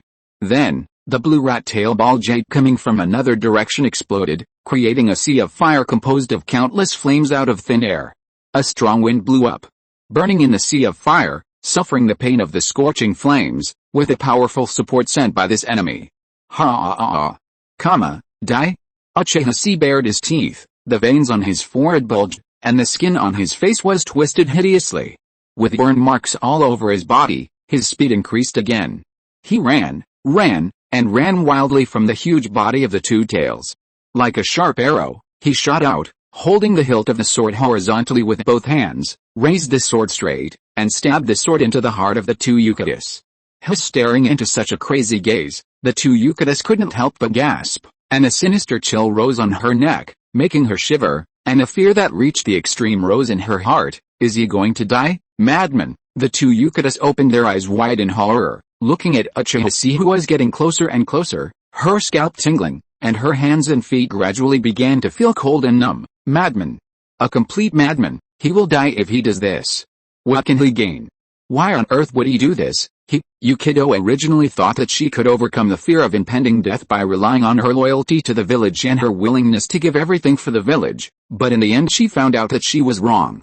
Just like what was described in the original book, even if she mastered the ability to completely transform into a tailed beast, Yukido was always a little short of becoming a perfect Jinchuriki and gaining the recognition of the two-tailed beast, because she had not found the love that belonged to her, and she had no will of her own. Facing this harsh interrogation of life and death, self, and one's true heart, she actually lost consciousness. Don't hesitate any longer. Seeing this scene and thinking of the upcoming scene, Killer Bee's eyes were bloodshot and he roared in shock and anger, "Run!" Yukido. Even though he knew that he couldn't catch him, Killer Bee still couldn't help but turn around the huge body of the eight-tailed Gyuki, trying in vain to grab the Uchiha Chi, who was already impossible to stop. Hearing Killer Bee's roar, the two wooden men felt cold on their foreheads, and all the hair on their heads stood up. She swallowed hard, and actually gave up resistance directly. She turned around and broke free from the body of the two-tailed beast, and wanted to escape without looking back. Why is there another one who wants to run away? Seeing this scene, the memories of the dead immediately rushed out, and he began to beat Uchiha Chi madly, making the wild smile on his face that originally carried some respect disappear instantly. Can't you just struggle honestly before dying? He was furious, and his face suddenly became serious as if covered with a layer of frost. Then, he pulled his sword body, swung the hilt, stopped on the spot, and took a bow step on the horse. Damn, coward. Take my powerful flying sword technique. Suddenly, Uchiha Chi jumped up, and threw the Kusanagi sword in his hand, which was trembling with blazing white flames, from mid-air with great force. Suddenly, the sword light cut through the moonless night, and in an instant, the brilliant light like the sun illuminated the earth. The short 3-foot Kusanagi sword turned into a 40-meter-long giant sword of flowing flames in mid-air, carrying an unparalleled storm, thunder covering the sword body, and ultra-high temperature flames, and shot out with a bang. At this moment, Uchiha Chi was just like a flying sword fairy who controlled the sword technique. With a sword sacrifice, he crossed the distance of less than 100 meters between the two people in a moment. Puff. With a sword shot past, the legs of the two wooden men were instantly melted from the root. The thunder and residual fire remaining on the sword burned the wound into charred black, which indirectly played a role in stopping the bleeding. At this time, Uchiha Chi, etched with rage, leaped down from the sky, clasping his fingers together and stabbing the two Yukitas in the chest with a black tiger-like attack. No, seeing this, Killer Bee's eyes widened, his face pale, and his entire body trembled slightly. Even at her deathbed, the two Yukitas suddenly realized they had no escape. She could have used the two-tailed cat claws of her half-tailed beast form to resist, and Uchiha Chi wasn't sure she could sever them with a Kusanagi sword. After all, those were claws that could have sent even Uchiha Madara flying. But in that instant, the 7-year-old was terrified. Filled with regret, resentment, and unwillingness, the two Yukitas took a deep breath, her face twitching with fear, trembling, her teeth chattering. It's my fault. It's my fault. Finally, she squeezed her eyes tightly, tilted her neck back, and cried out to Killer Bee in a mournful voice, "Senior, take me with you. Use the tailed beast ball. Don't forget his ability. We must not let the two tails fall into his hands. Quickly, kill him." After hearing this, Killer Bee gritted his teeth, his heart full of anger, resentment, and extreme emotions were all ignited at this moment. Roar, the complete form of the eight tails roared to the sky, and the sound resounded throughout the Hell Valley, so that everyone within a radius of 10 miles could feel the sadness contained in this roar. Then, a pitch-black sphere swelled up from its mouth, and it gathered crazily at a ratio of yin and yang 2:8, and grew rapidly. "You evil Uchiha brat, I will kill you, I must kill you." At this moment, as a perfect Jinchuriki, possessing a high state of mind that is enough to curb the extreme emotions of the tailed beasts, Killer Bee, who should have been able to remain calm at all times, broke the defense. However, ho-ha-ho-ha, ho-ha-ho-ha-ho-ha-ho-ha. A wild laugh interrupted Killer Bee's grief. At this moment, Uchiha Chi was already standing in front of the two Yukatas, without any mercy. One hand had already stabbed into the other's chest, tearing off the clothes, twisting off the mesh mail inside, piercing through the flesh and bones. One palm pressed on the engraved seal in it, the iron armor seal passed down by the lineage of the hidden cloud village. "I thought you wouldn't feel pain, Killer Bee. Have you thought about this ending before trying to kill the people I love? Beast." He opened his scarlet Sharingan angrily, staring at Killer Bee, who was about to spit out the tailed beast ball, with a ferocious look on his face. Then, he raised one hand to cover his forehead, and laughed wildly with a crazy face. "Ha-ho-ha, ho-ha-ho-ha-ho-ha-ho-ha-ho-ha, let me tell you, all this, it's too late." As soon as the words fell, Uchiha Chi instantly raised his hand, and the technique of releasing the four-symbol seal appeared in his palm. The next moment, the four-symbol seal technique passed down from the Uzumaki clan collided with the iron armor seal of Kumagakure in a small space. Crack! The iron armor seal instantly cracked, and then, crack, crack, crack. Dense cracks continued to appear. Finally, the entire seal technique was completely shattered. A deep, evil, and scorching chakra, silently and violently, surged out from the chests of the two wooden men. Standing in this true power of the tailed beast, Uchiha Chi revealed a ferocious smile, and said playfully and crazily, "Say now, come back to the world two-tailed." Quotation mark. Chapter 245, Tailed Beasts Fight. Consensus between fugitives and prisoners. Dark lines streaked through the deep blue, as if a giant object had been pulled from a pocket-sized box. Deep, evil, and scorching chakra surged wildly from the chests of the two wooden figures, curling and rising. It soared into the sky. Chains of hatred, at this moment, bound the two men facing each other on the field, leaving no room for negotiation. Witnessing this scene, seeing the young girl pierced by Uchiha Chi's palm, Killer Bee gnashed his teeth, his round, pale eyes flashing with uncontrollable rage. "Uchiha Chi, I will kill you." Driven by this blazing flame of hatred, the eight tails complete form twisted its feet and swung its tail, landing on all fours, its eight tails slamming into the earth. Roar, the bull-headed beast opened its bloody mouth and swallowed a black ball of terrifying chakra fluctuations in one gulp. Instantly, the eight tails body visibly expanded.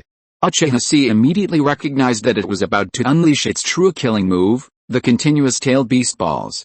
Unlike the hollow dog cannon, this one stored the power of the tailed beast balls within the fully formed tailed beast, releasing them continuously. This technique surpassed the limits of a half-tailed beast's endurance, a true weapon of war. This is the power of a true tailed beast. This is power beyond human limits. Faced with such power, Uchiha Chi's eyes widened. His chakra was so depleted that even his Sharingan barely supported it, and his body was exhausted to the point of gasping for breath.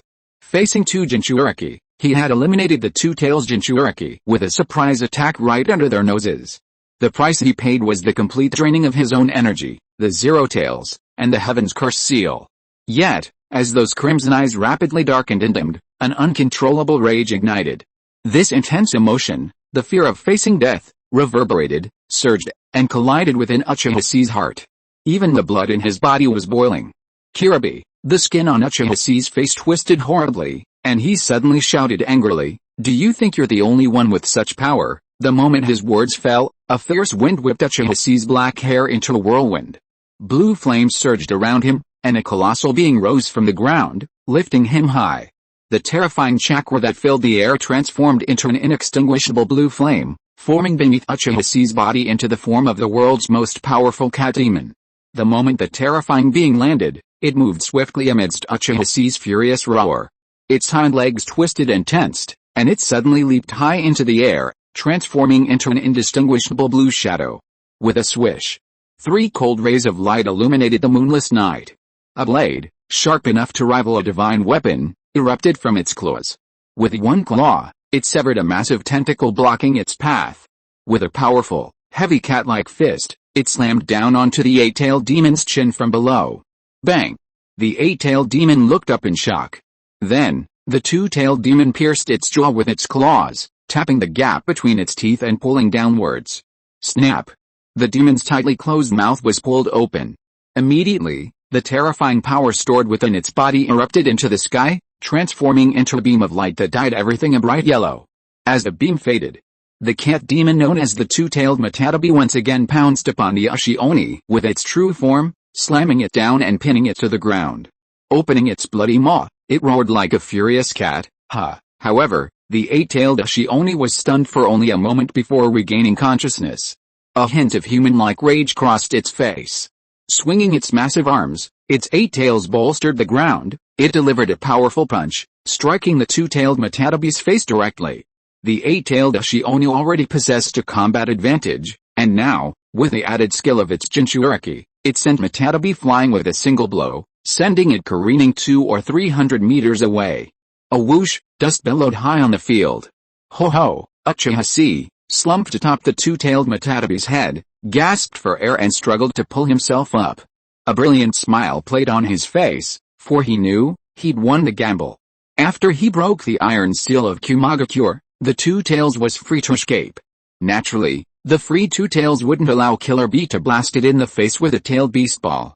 Indirectly, this saved his already weakened self. Meanwhile, from afar, in Hell Valley, the 2 ancient beasts faced each other.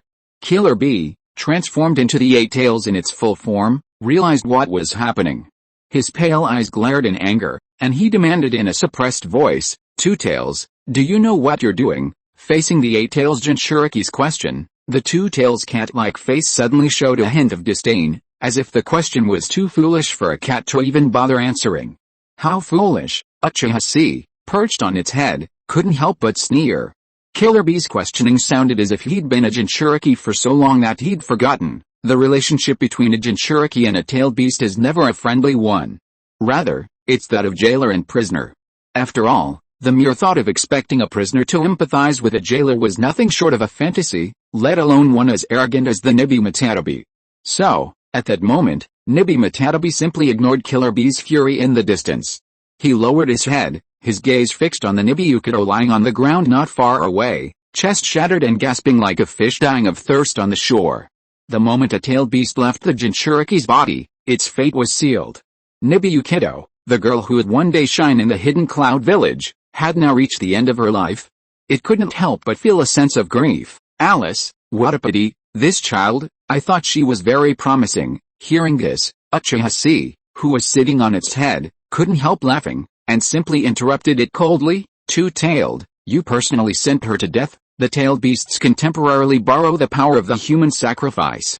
Don't tell me you don't know about this kind of thing. Of course, if you stay in her body and are killed by the tailed beast ball with me, she will also die, Uchiha Chi asked quietly, but, why don't you? Why not share life and death with a human sacrifice you so-called favored? Hearing this, the 2-tailed Matatabi's face suddenly turned cold, and his gentle voice became cold in an instant. Uchiha's little brat, you, however, before it could continue speaking, Uchiha Chi interrupted it directly and said calmly, that's because you know, no matter how the 2 Uchidas try to empathize with you, you are completely unable to understand her, because you are the one who is imprisoned, and only I can give you freedom. Then, he staggered to his feet from the head of the 2-tailed beast, panting heavily, and said bluntly, it just so happens that I need you too. The relationship between us is just like that between a fugitive being hunted and a prisoner escaping from prison. Uchiha Chi looked at Killer Bee in the distance with a sinister smile. So, our goals are the same, isn't it? Chapter 246. The situation is reversed, and the turtle is caught in the jar. At this moment, on the tallest stone pillar on the north side of Hell Valley, an old man in a dark blue robe and withered white hair sat alone, his cheek resting lightly on one hand. He cast a disdainful glance over the ravaged battlefield below, where two enormous beasts faced off. He had witnessed the entire battle, seemingly dismissive of the tailed beasts, whose bodies seemed beyond the reach of ordinary humans, barely daring to even glance at them. Until his gaze fell on the young man riding atop the two tails, the old man couldn't help but chuckle, his vision drifting slightly into trance, as the scene brought back memories.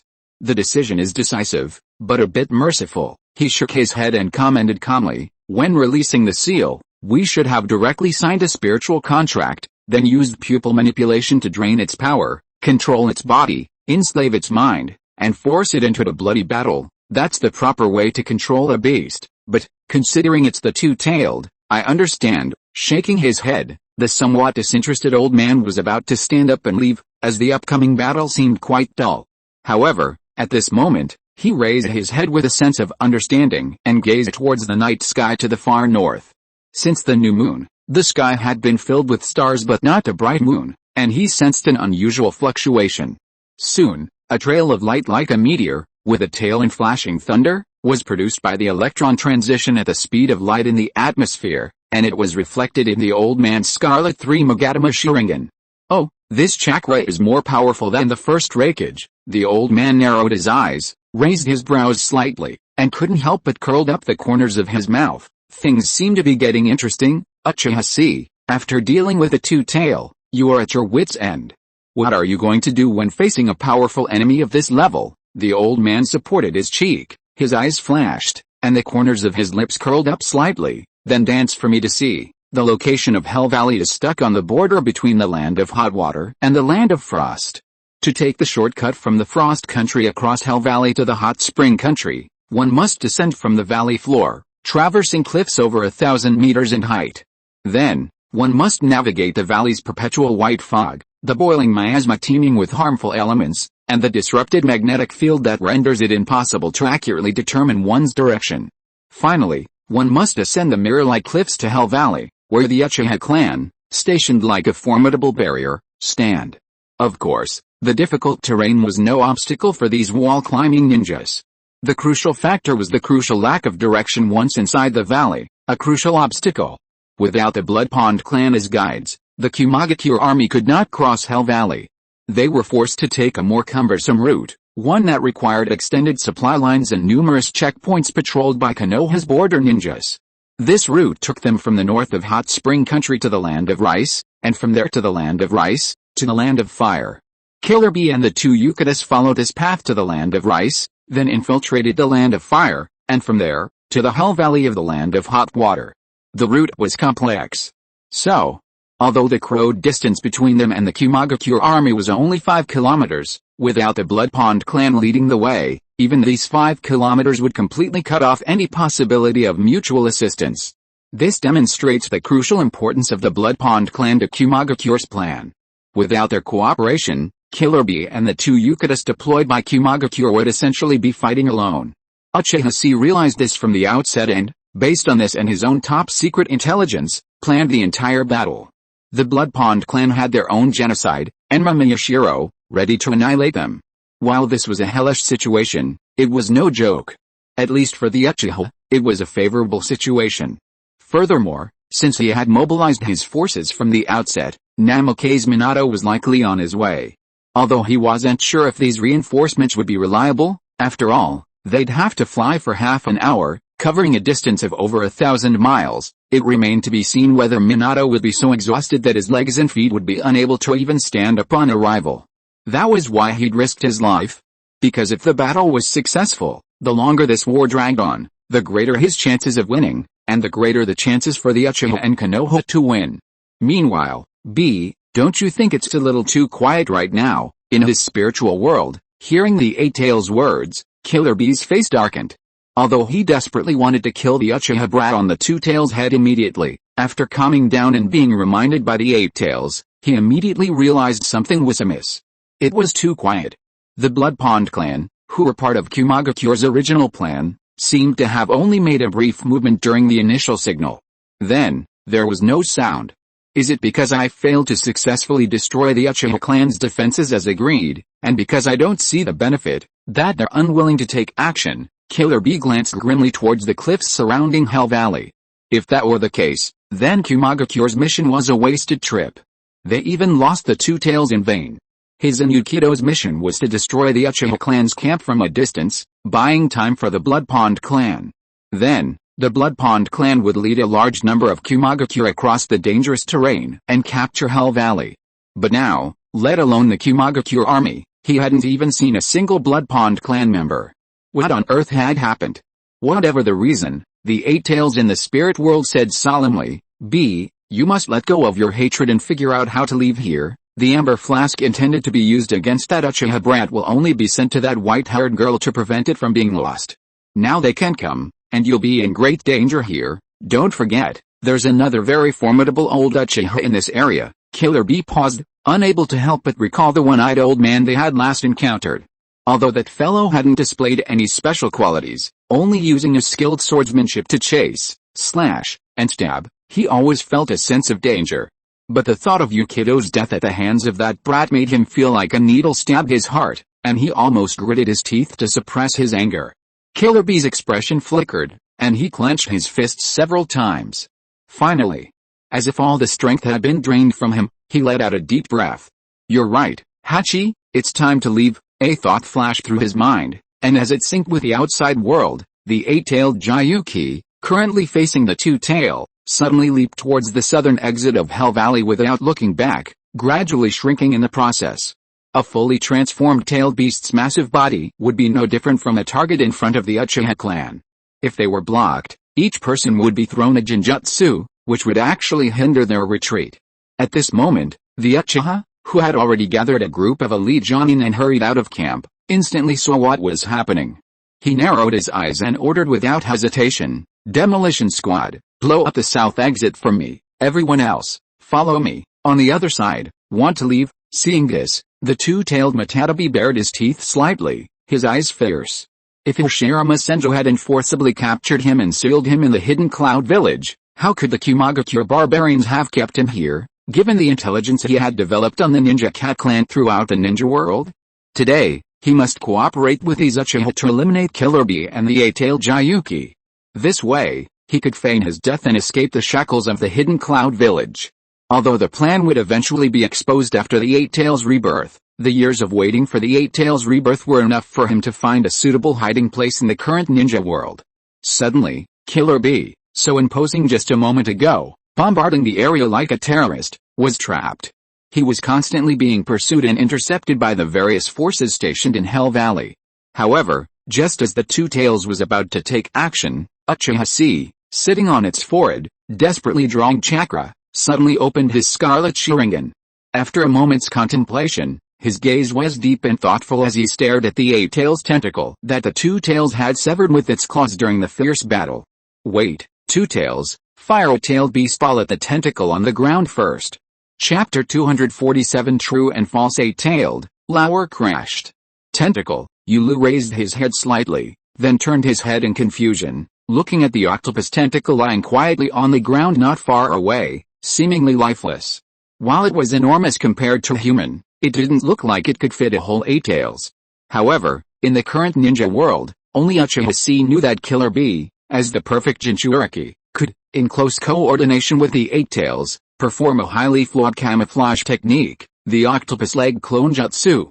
This technique uses the severed octopus tentacle to conceal the Jinchuriki's true form, creating a high-level clone that even the main Gekyo Sharingan couldn't distinguish, allowing it to control the full form of the tailed beast. The clone possessed a nearly identical aura, flesh, and even chakra fluctuations to the original. In the original story, the Eight Tails, which Sasuke defeated and captured at the last moment using the main Gekyo's technique, Amaterasu, was a prosthetic created using this clone technique. Killer Bee's true form hid within its tentacles, waiting until no one was paying attention before escaping from Yanai Gorge to learn singing from teacher Zyojin. Now, Uchiha Chi wasn't sure if Killer Bee's true form was hidden within the severed octopus leg. But, well, it's free to try, right? With that thought in mind, Uchiha Chi nodded, staring at the tentacle. "That's right, 2nd Battalion 2nd Tails, listen to me. Shoot it, it won't take too long, HMPH, the 2nd Tails snorted, somewhat annoyed at Uchiha Chi's command from above. However, he didn't refuse the offer. After all, as the brat had said, it wouldn't take too long. The next moment, the 2nd Tails stopped chasing, turned around, and opened its mouth. From its mouth, blue-black particles gathered, quickly condensing into a ball of blue flame. Then, its chest bulged, its limbs buckled to the ground, and it began to spit out energy. This wasn't the tailed beast ball, but a special ability derived from the two tails itself. Fire style, fire rat ball. Pong, a long, straight line of blue fire shot out instantly.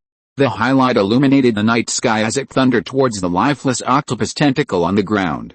As the ninjas pursued Killer Bee, who was fleeing towards the southern exit of Hell Valley, Killer Bee was severed by the two tails' cat claws and lay like a dead object among the tentacles in the valley. Suddenly, the flesh on the tentacle's surface began to stir quietly. A dark-skinned head, wearing sunglasses, peeked out slightly from the tentacle, cautiously observing the outside world. Seeing no one noticed, Killer Bee breathed a sigh of relief. B, the south exit has been blown up. In the spirit world, the Eight Tails solemnly informed Killer Bee of its findings. Using the octopus leg clone jutsu took a heavy toll on me. Most of my chakra is in my perfect form, and it'll take some time to build up again, but now, sir, a flicker of worry crossed the Eight Tails' face. He stared intently at Killer Bee, awaiting his Jinchuriki's advice. What are you going to do? If the two tails hadn't been released and defected to the enemy, Killer Bee, with his perfect Jinchuriki prowess, wouldn't have been so disastrous. Facing a brat whose chakra had been depleted and a group of Konoha ninjas who could be easily dispatched with a single-tailed beast ball, the old Uchiha who once ruled Hell Valley might have had some trouble. Killer Bee could have easily rampaged through Hell Valley.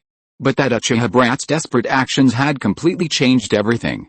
Now, having forsaken most of its chakra and relying on this fragmented body, the Eight Tails couldn't even unleash its tailed beast ball, and could only unleash the weaker ink ball. This was no longer enough to crush Konoha's current enemies.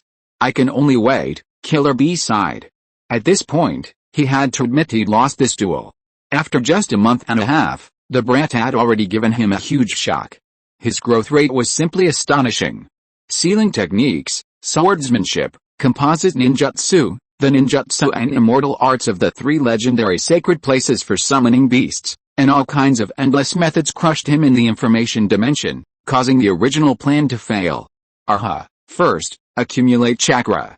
Then, we will use the opportunity created by the clone to find a time difference to avoid the obstruction of the two-tailed beast and blast open the southern exit of Hell Valley to escape. Otherwise, we can only take that route. Killer Bee frowned and glanced at the height of Hell Valley.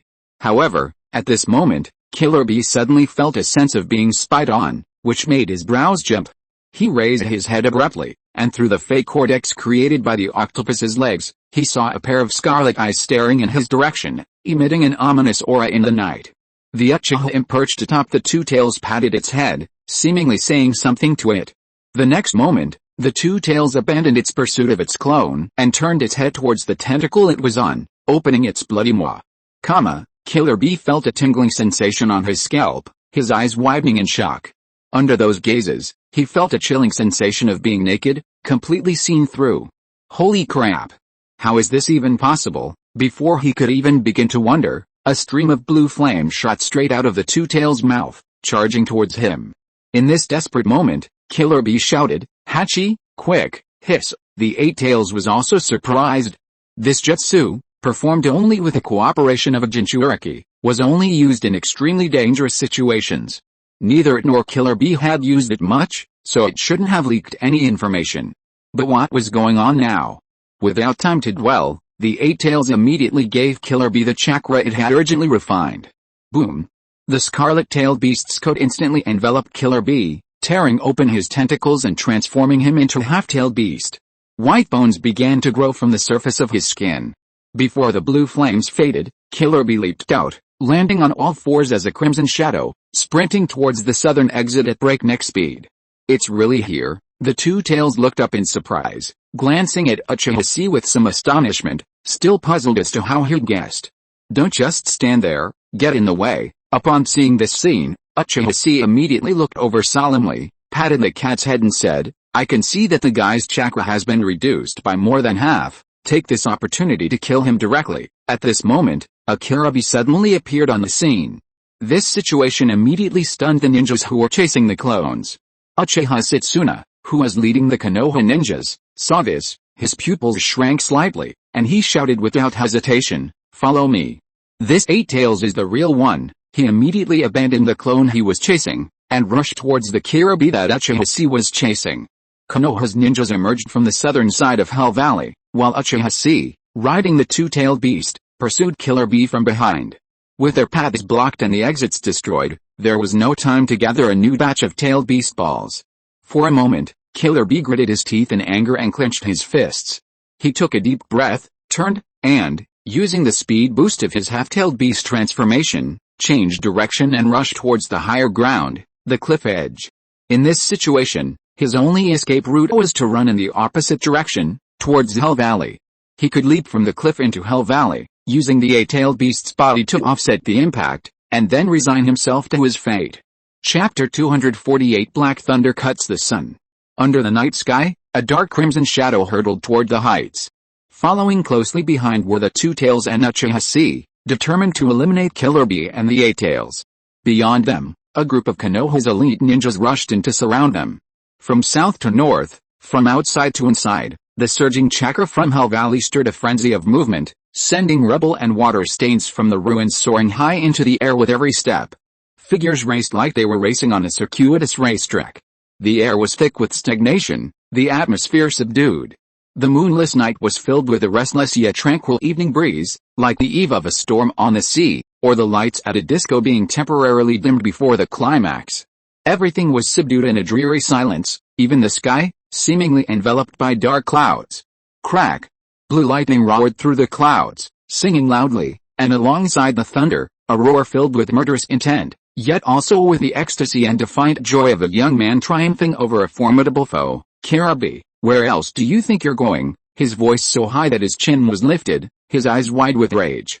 Standing atop the Two Tails, Uchiha Chi stared intently at Killer Bee, who kept changing directions and scurrying like a mouse. This victorious perspective, like a cat playing with a mouse, was a thrill Uchiha Chi had never experienced before, having been beaten along the way. It made the corners of his mouth curl up, and his eyes danced with joy. Then, he slowly stood up above the 50-meter-tall cat demon, looking down. His left hand pressed against the sheath, and his right drew the Kusanagi sword from his waist, gleaming with flames. Relying on the Zero Tail's ability to devour extreme emotions, he quickly drew a fresh surge of dark chakra from the Two Tail's true form. Through a series of complex transformations within this body, he replenished his strength. In fact, the sheer volume of chakra, reverberating throughout his body, gave Uchiha Chi a sensation of overwhelming swell. And this was merely the meager chakra reserves of the cat demon beneath him. He could draw upon even more and more powerful chakra at any moment, unleashing a myriad of moves far beyond his previous power. This unprecedented feeling of power made Uchiha Chi take a deep, fascinated breath. Immediately, his face transformed into a fierce, blazing expression of hatred. And at that moment, snap! A foot, clad in the standard red and white leggings of the hidden Cloud Village, screeched to a halt at the edge of the Hell Valley's cliffs. Swish!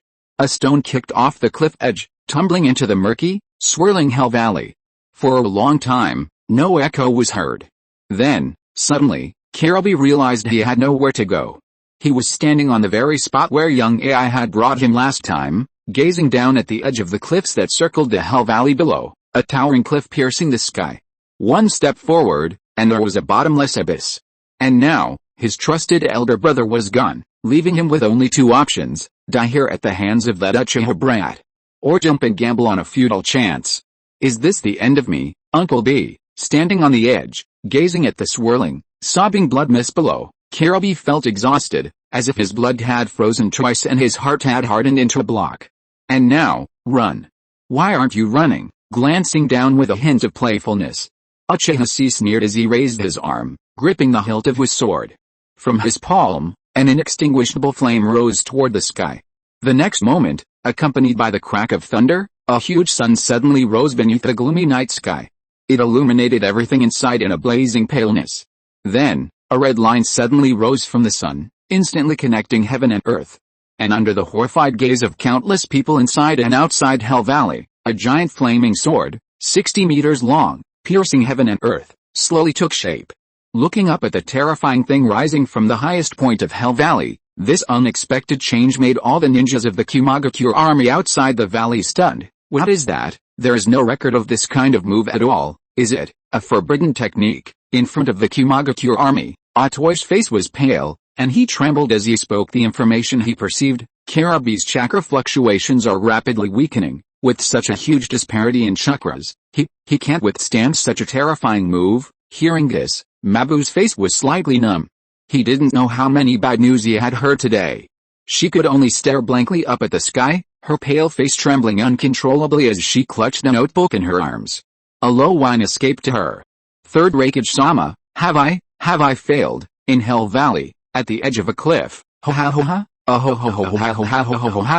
lifting the awe-inspiring mighty sword, taking in this unprecedented wonder, Uchiha couldn't help but laugh wildly, looking up to the heavens. Are you deaf, Killer Bee? Then, his face turned cold, as if covered in frost, and he demanded, sternly, at Killer Bee, who was sluggish like an ant below, I'm asking you, why didn't you run? Killer Bee stared blankly up, the silence now deafening. His sunglasses reflected the giant, flaming sword, lifted high, piercing the heavens and earth, a visual awe-inspiring sight. His face was also pale.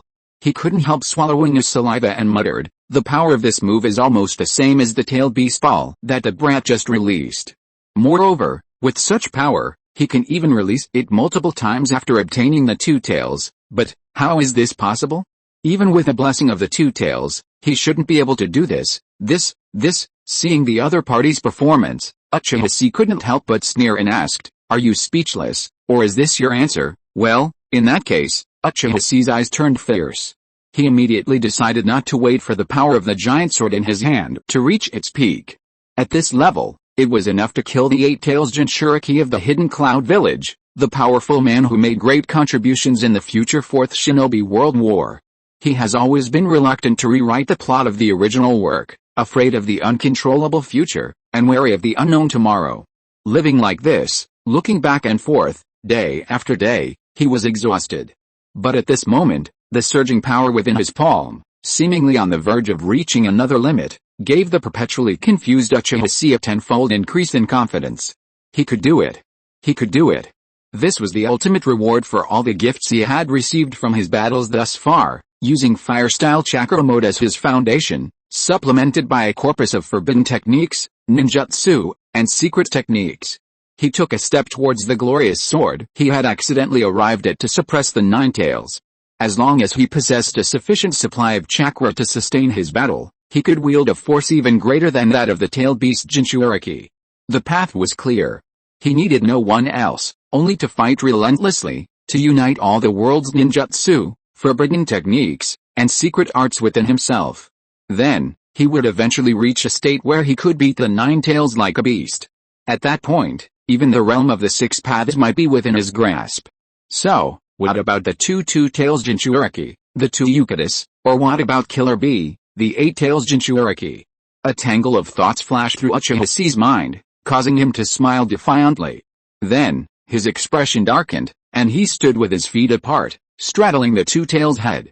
He twisted the hilt of his sword with both hands and roared fiercely, "Die, you beast, limited sword, the pressure of 8 million guns." The next moment, it was as if a massive sun descended from the sky.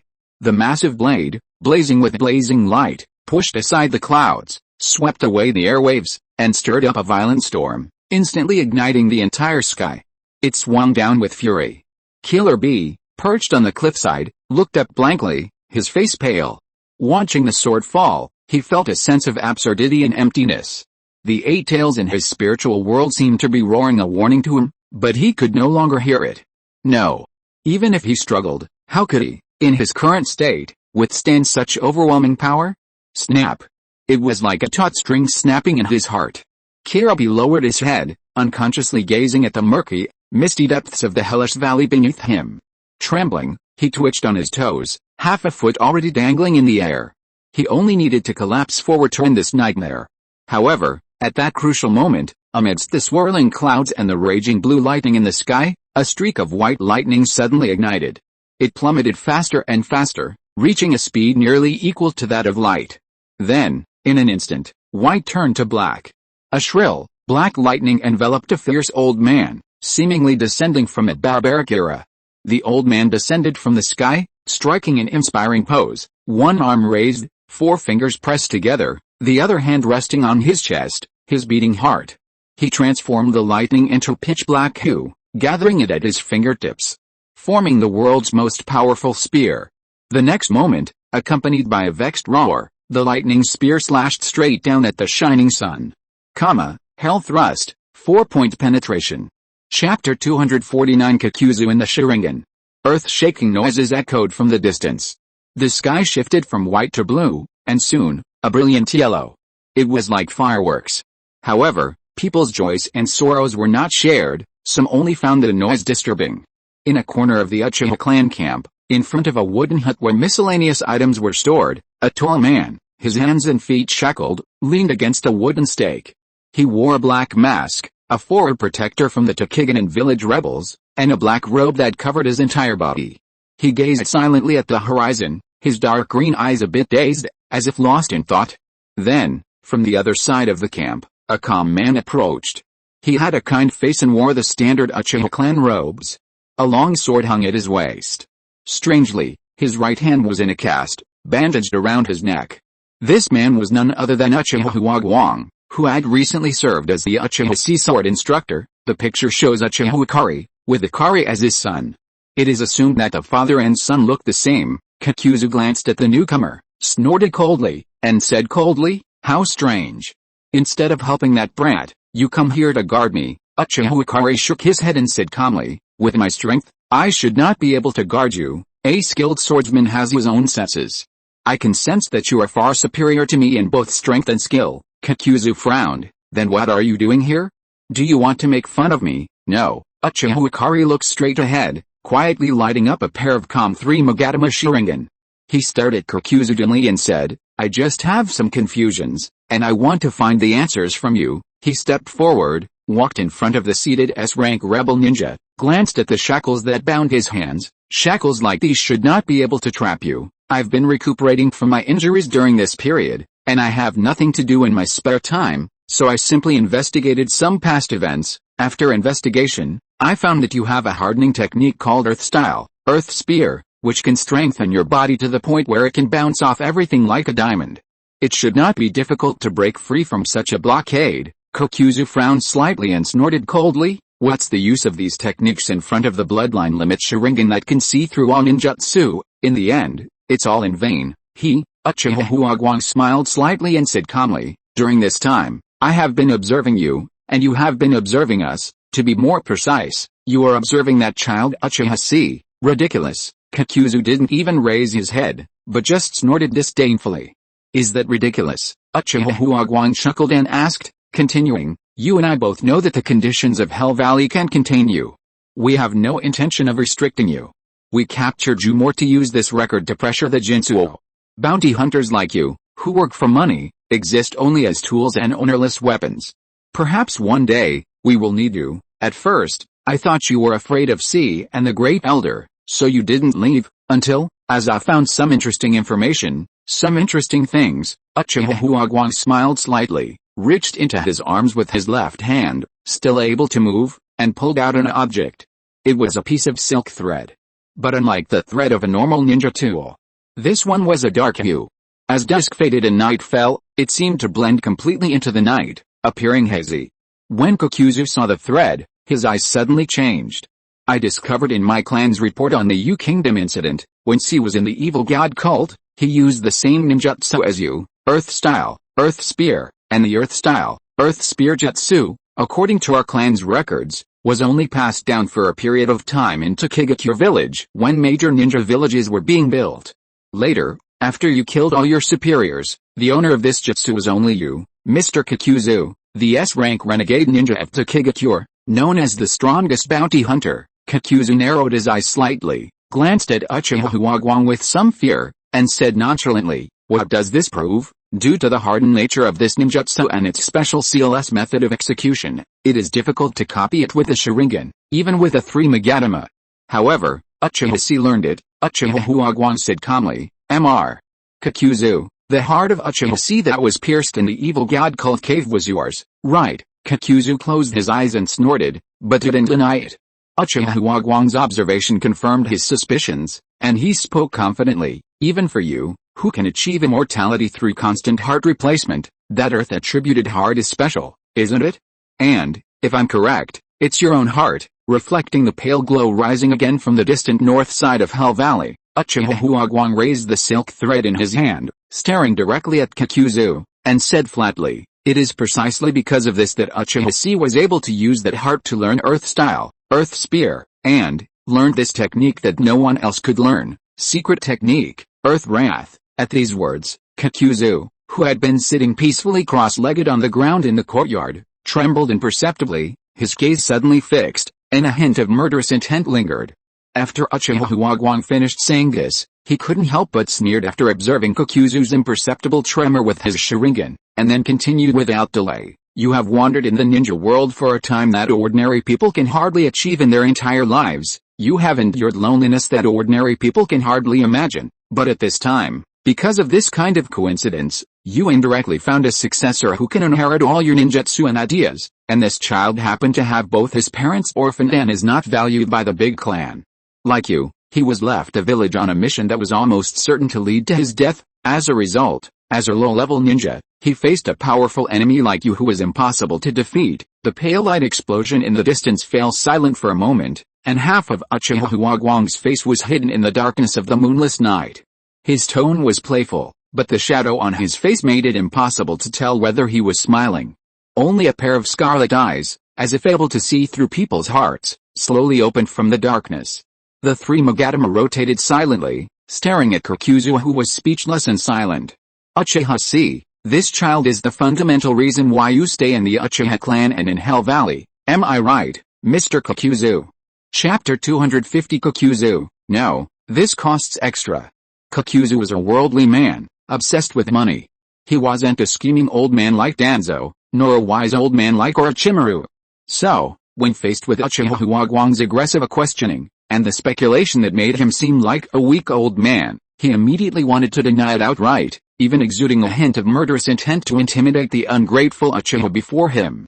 However, Kakuzu swallowed back these moves when the ungrateful Uchiha snapped his fingers, summoning 2 Uchiha holding a massive lacquered leather box. The box contained something simple yet powerful, 100 million ryo. Hiss, Kakuzu gasped, staring intently at Uchiha Huagwang with his dark green eyes. His tone gradually grew reserved, even attentive. The corners of his mouth twitched visibly beneath his black mask. Drawing on his years of experience as a bounty-collecting ninja, he instinctively guessed, you want to kill that poor brat, because he threatens your position within the Uchiha clan. Hearing Kakuzu's absurd yet realistic statement, Uchiha Huagwang's mouth twitched slightly. He then shook his head decisively and spoke calmly, Mr. Kakuzu, let's make a deal. Here's 100 million for you to save that kid once. Save him. Hearing Uchiha Huagwang's words, Kakuzu was momentarily bewildered. He couldn't help but tilt his head slightly, glancing at the shattered ruins in the distance, resembling a tornado-ravaged parking lot. Then, following the dancing flames, he shifted his gaze to the high cliffs of Hell Valley. At that moment, a straight line of fire connecting heaven and earth suddenly lit up. A giant, flowing flaming sword, even larger and more powerful than the forbidden jutsu Kakuzu had witnessed months earlier, slowly took shape. Seeing this, Kakuzu couldn't help but twitch his eyes. In comparison, the 8-tails Jinchuriki of the hidden cloud village, cornered and trembling at the edge of the cliff, looked the more in need of help. Seeing this, Kakuzu couldn't help but look puzzled, wondering if the Uchiha clan were all fools, too rich to waste. 100 million, surely, was too easy to earn? Uchiha Huagwang, however, followed Kakuzu's gaze, not even raising an eyebrow before calmly nodding. Indeed, Uchiha Huagwang certainly couldn't be a fool. As one of the clan's higher-ranking officials, he knew well that what the Uchiha clan lacked most was power. Uchiha Chi's appearance seemed like a heaven-sent opportunity for the Uchiha clan to rise again, but with this opportunity came immense danger. with Chiyo of Sand Village publicly disclosing information about Uchiha Chi and placing a bounty on his head. All factions in the ninja world became aware of his existence. This included the daimyo of the Land of Lightning, who, despite knowing that Uchiha Chi wasn't the Uchiha Chi who had been causing chaos in the Land of Lightning's capital, still placed a bounty on his name. It's hard to say whether this was intentional or accidental. And the future held only further dangers for Uchiha Chi. Unfortunately, the Uchiha clan lacked the power to protect this child. The Uchiha clan had long since lost the might of the Warring States period. Without the strength of Tajima, Madara, Izuna, and Kagami, they were often limited in their efforts against cage-level foes. They even needed this child to protect them. Had Uchiha Chi not blocked two-tailed beast balls fired at the camp, few would have survived by now. It was this incident that spurred Uchiha Huagwang to resolve, temporarily abandoning his clan's pride and seeking help for the child. As long as Uchiha Chi could grow and eventually become a towering figure within the Moyin Uchiha clan, all the investment in him would be worth it. And then, Kokuzu, the man he had been watching and wary of for some time, came into his sights. He was undoubtedly the perfect choice. His past grudges with the Senju clan, his status as a traitor, and his bounty-earning ninja perfectly suited the Uchiha clan at this point. As for the exorbitant fee for hiring Kokuzu, that was a joke. For the Uchiha clan, a problem that could be solved with money was truly a problem. They had already invested over 1 billion yen in Uchiha Chi, and how much was Kokuzu worth? And for Kokuzu, who had seen the wealth of the Uchiha clan, once he had acclimated to the bait Uchiha Huagwang had thrown his way, could he ever go back to his past life as a bounty-earning ninja, working tirelessly for meager pay? So, one, believing the other to be foolish and wealthy, couldn't help but want to take advantage. The other, with their wishful thinking clattering like a clatter, the abacus beads clattering in his face, instantly struck a chord. Uchiha Huagwang immediately smiled and handed over a safe filled with banknotes. Kokuzu, taking the safe, couldn't help but smile beneath his mask. Snap! He raised his hand and firmly grasped the hand extended by Uchiha Huagwang. It's a pleasure to work with you, Mr. Employer. Rest assured, my reputation is undeniable. I will do my utmost to save that brat. With that, Kokuzu turned around, carrying the safe.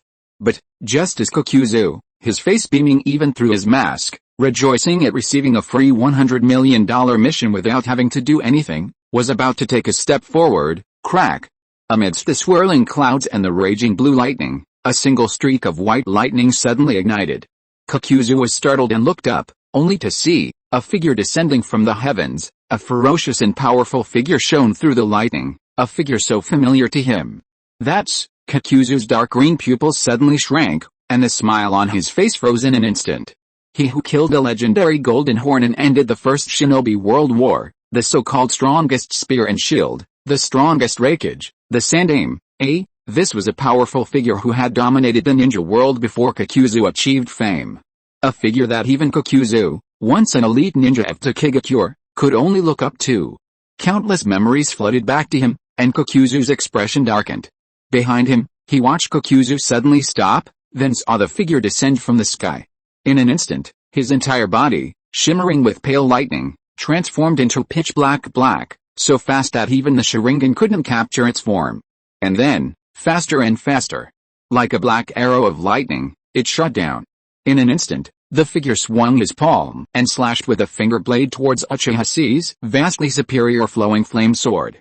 Where the sword and finger met, boom, the intense air pressure crushed the ground within 100 meters, instantly raising a soaring, circular sandstorm. And then, after a brief pause of less than half a second, the earth-shattering, breathtaking flowing flame sword was shattered by the figure shrouded in black lightning with a mere movement of 2 fingers. That's the third raikage. Upon seeing this, Uchiha Huagwang's face was filled with shock, a slight bitterness forming at the corners of his mouth. Such a drastic disparity brought a sudden realization to his face. The swordsmanship he'd painstakingly cultivated for half his life wasn't even a finger's breadth against a formidable being of this caliber. Uchiha Huagwang eagerly turned his head to look at his only hope. But when he saw the formidable S-rank renegade ninja he'd relied on for support pause and gaze up at the rising sandstorm, his heart sank. He hesitantly asked, "Sir, are you abandoning this mission?" However, Kokuzu remained silent for a moment, first glancing at the remaining half of the 50 million reward in Uchiha Huagwang's hand, which he had yet to receive.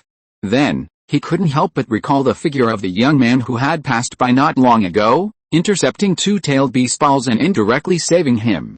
After hesitating for a long time, Kakuza finally turned around silently and said with gritted teeth, "No, this one will cost extra." End of this chapter. Thank you so much for reading until the end. Don't forget to give it a like. Looking for more exclusive content and immediate access? Subscribe to our Patreon. Remember, every like, subscription or donation encourages us to continue.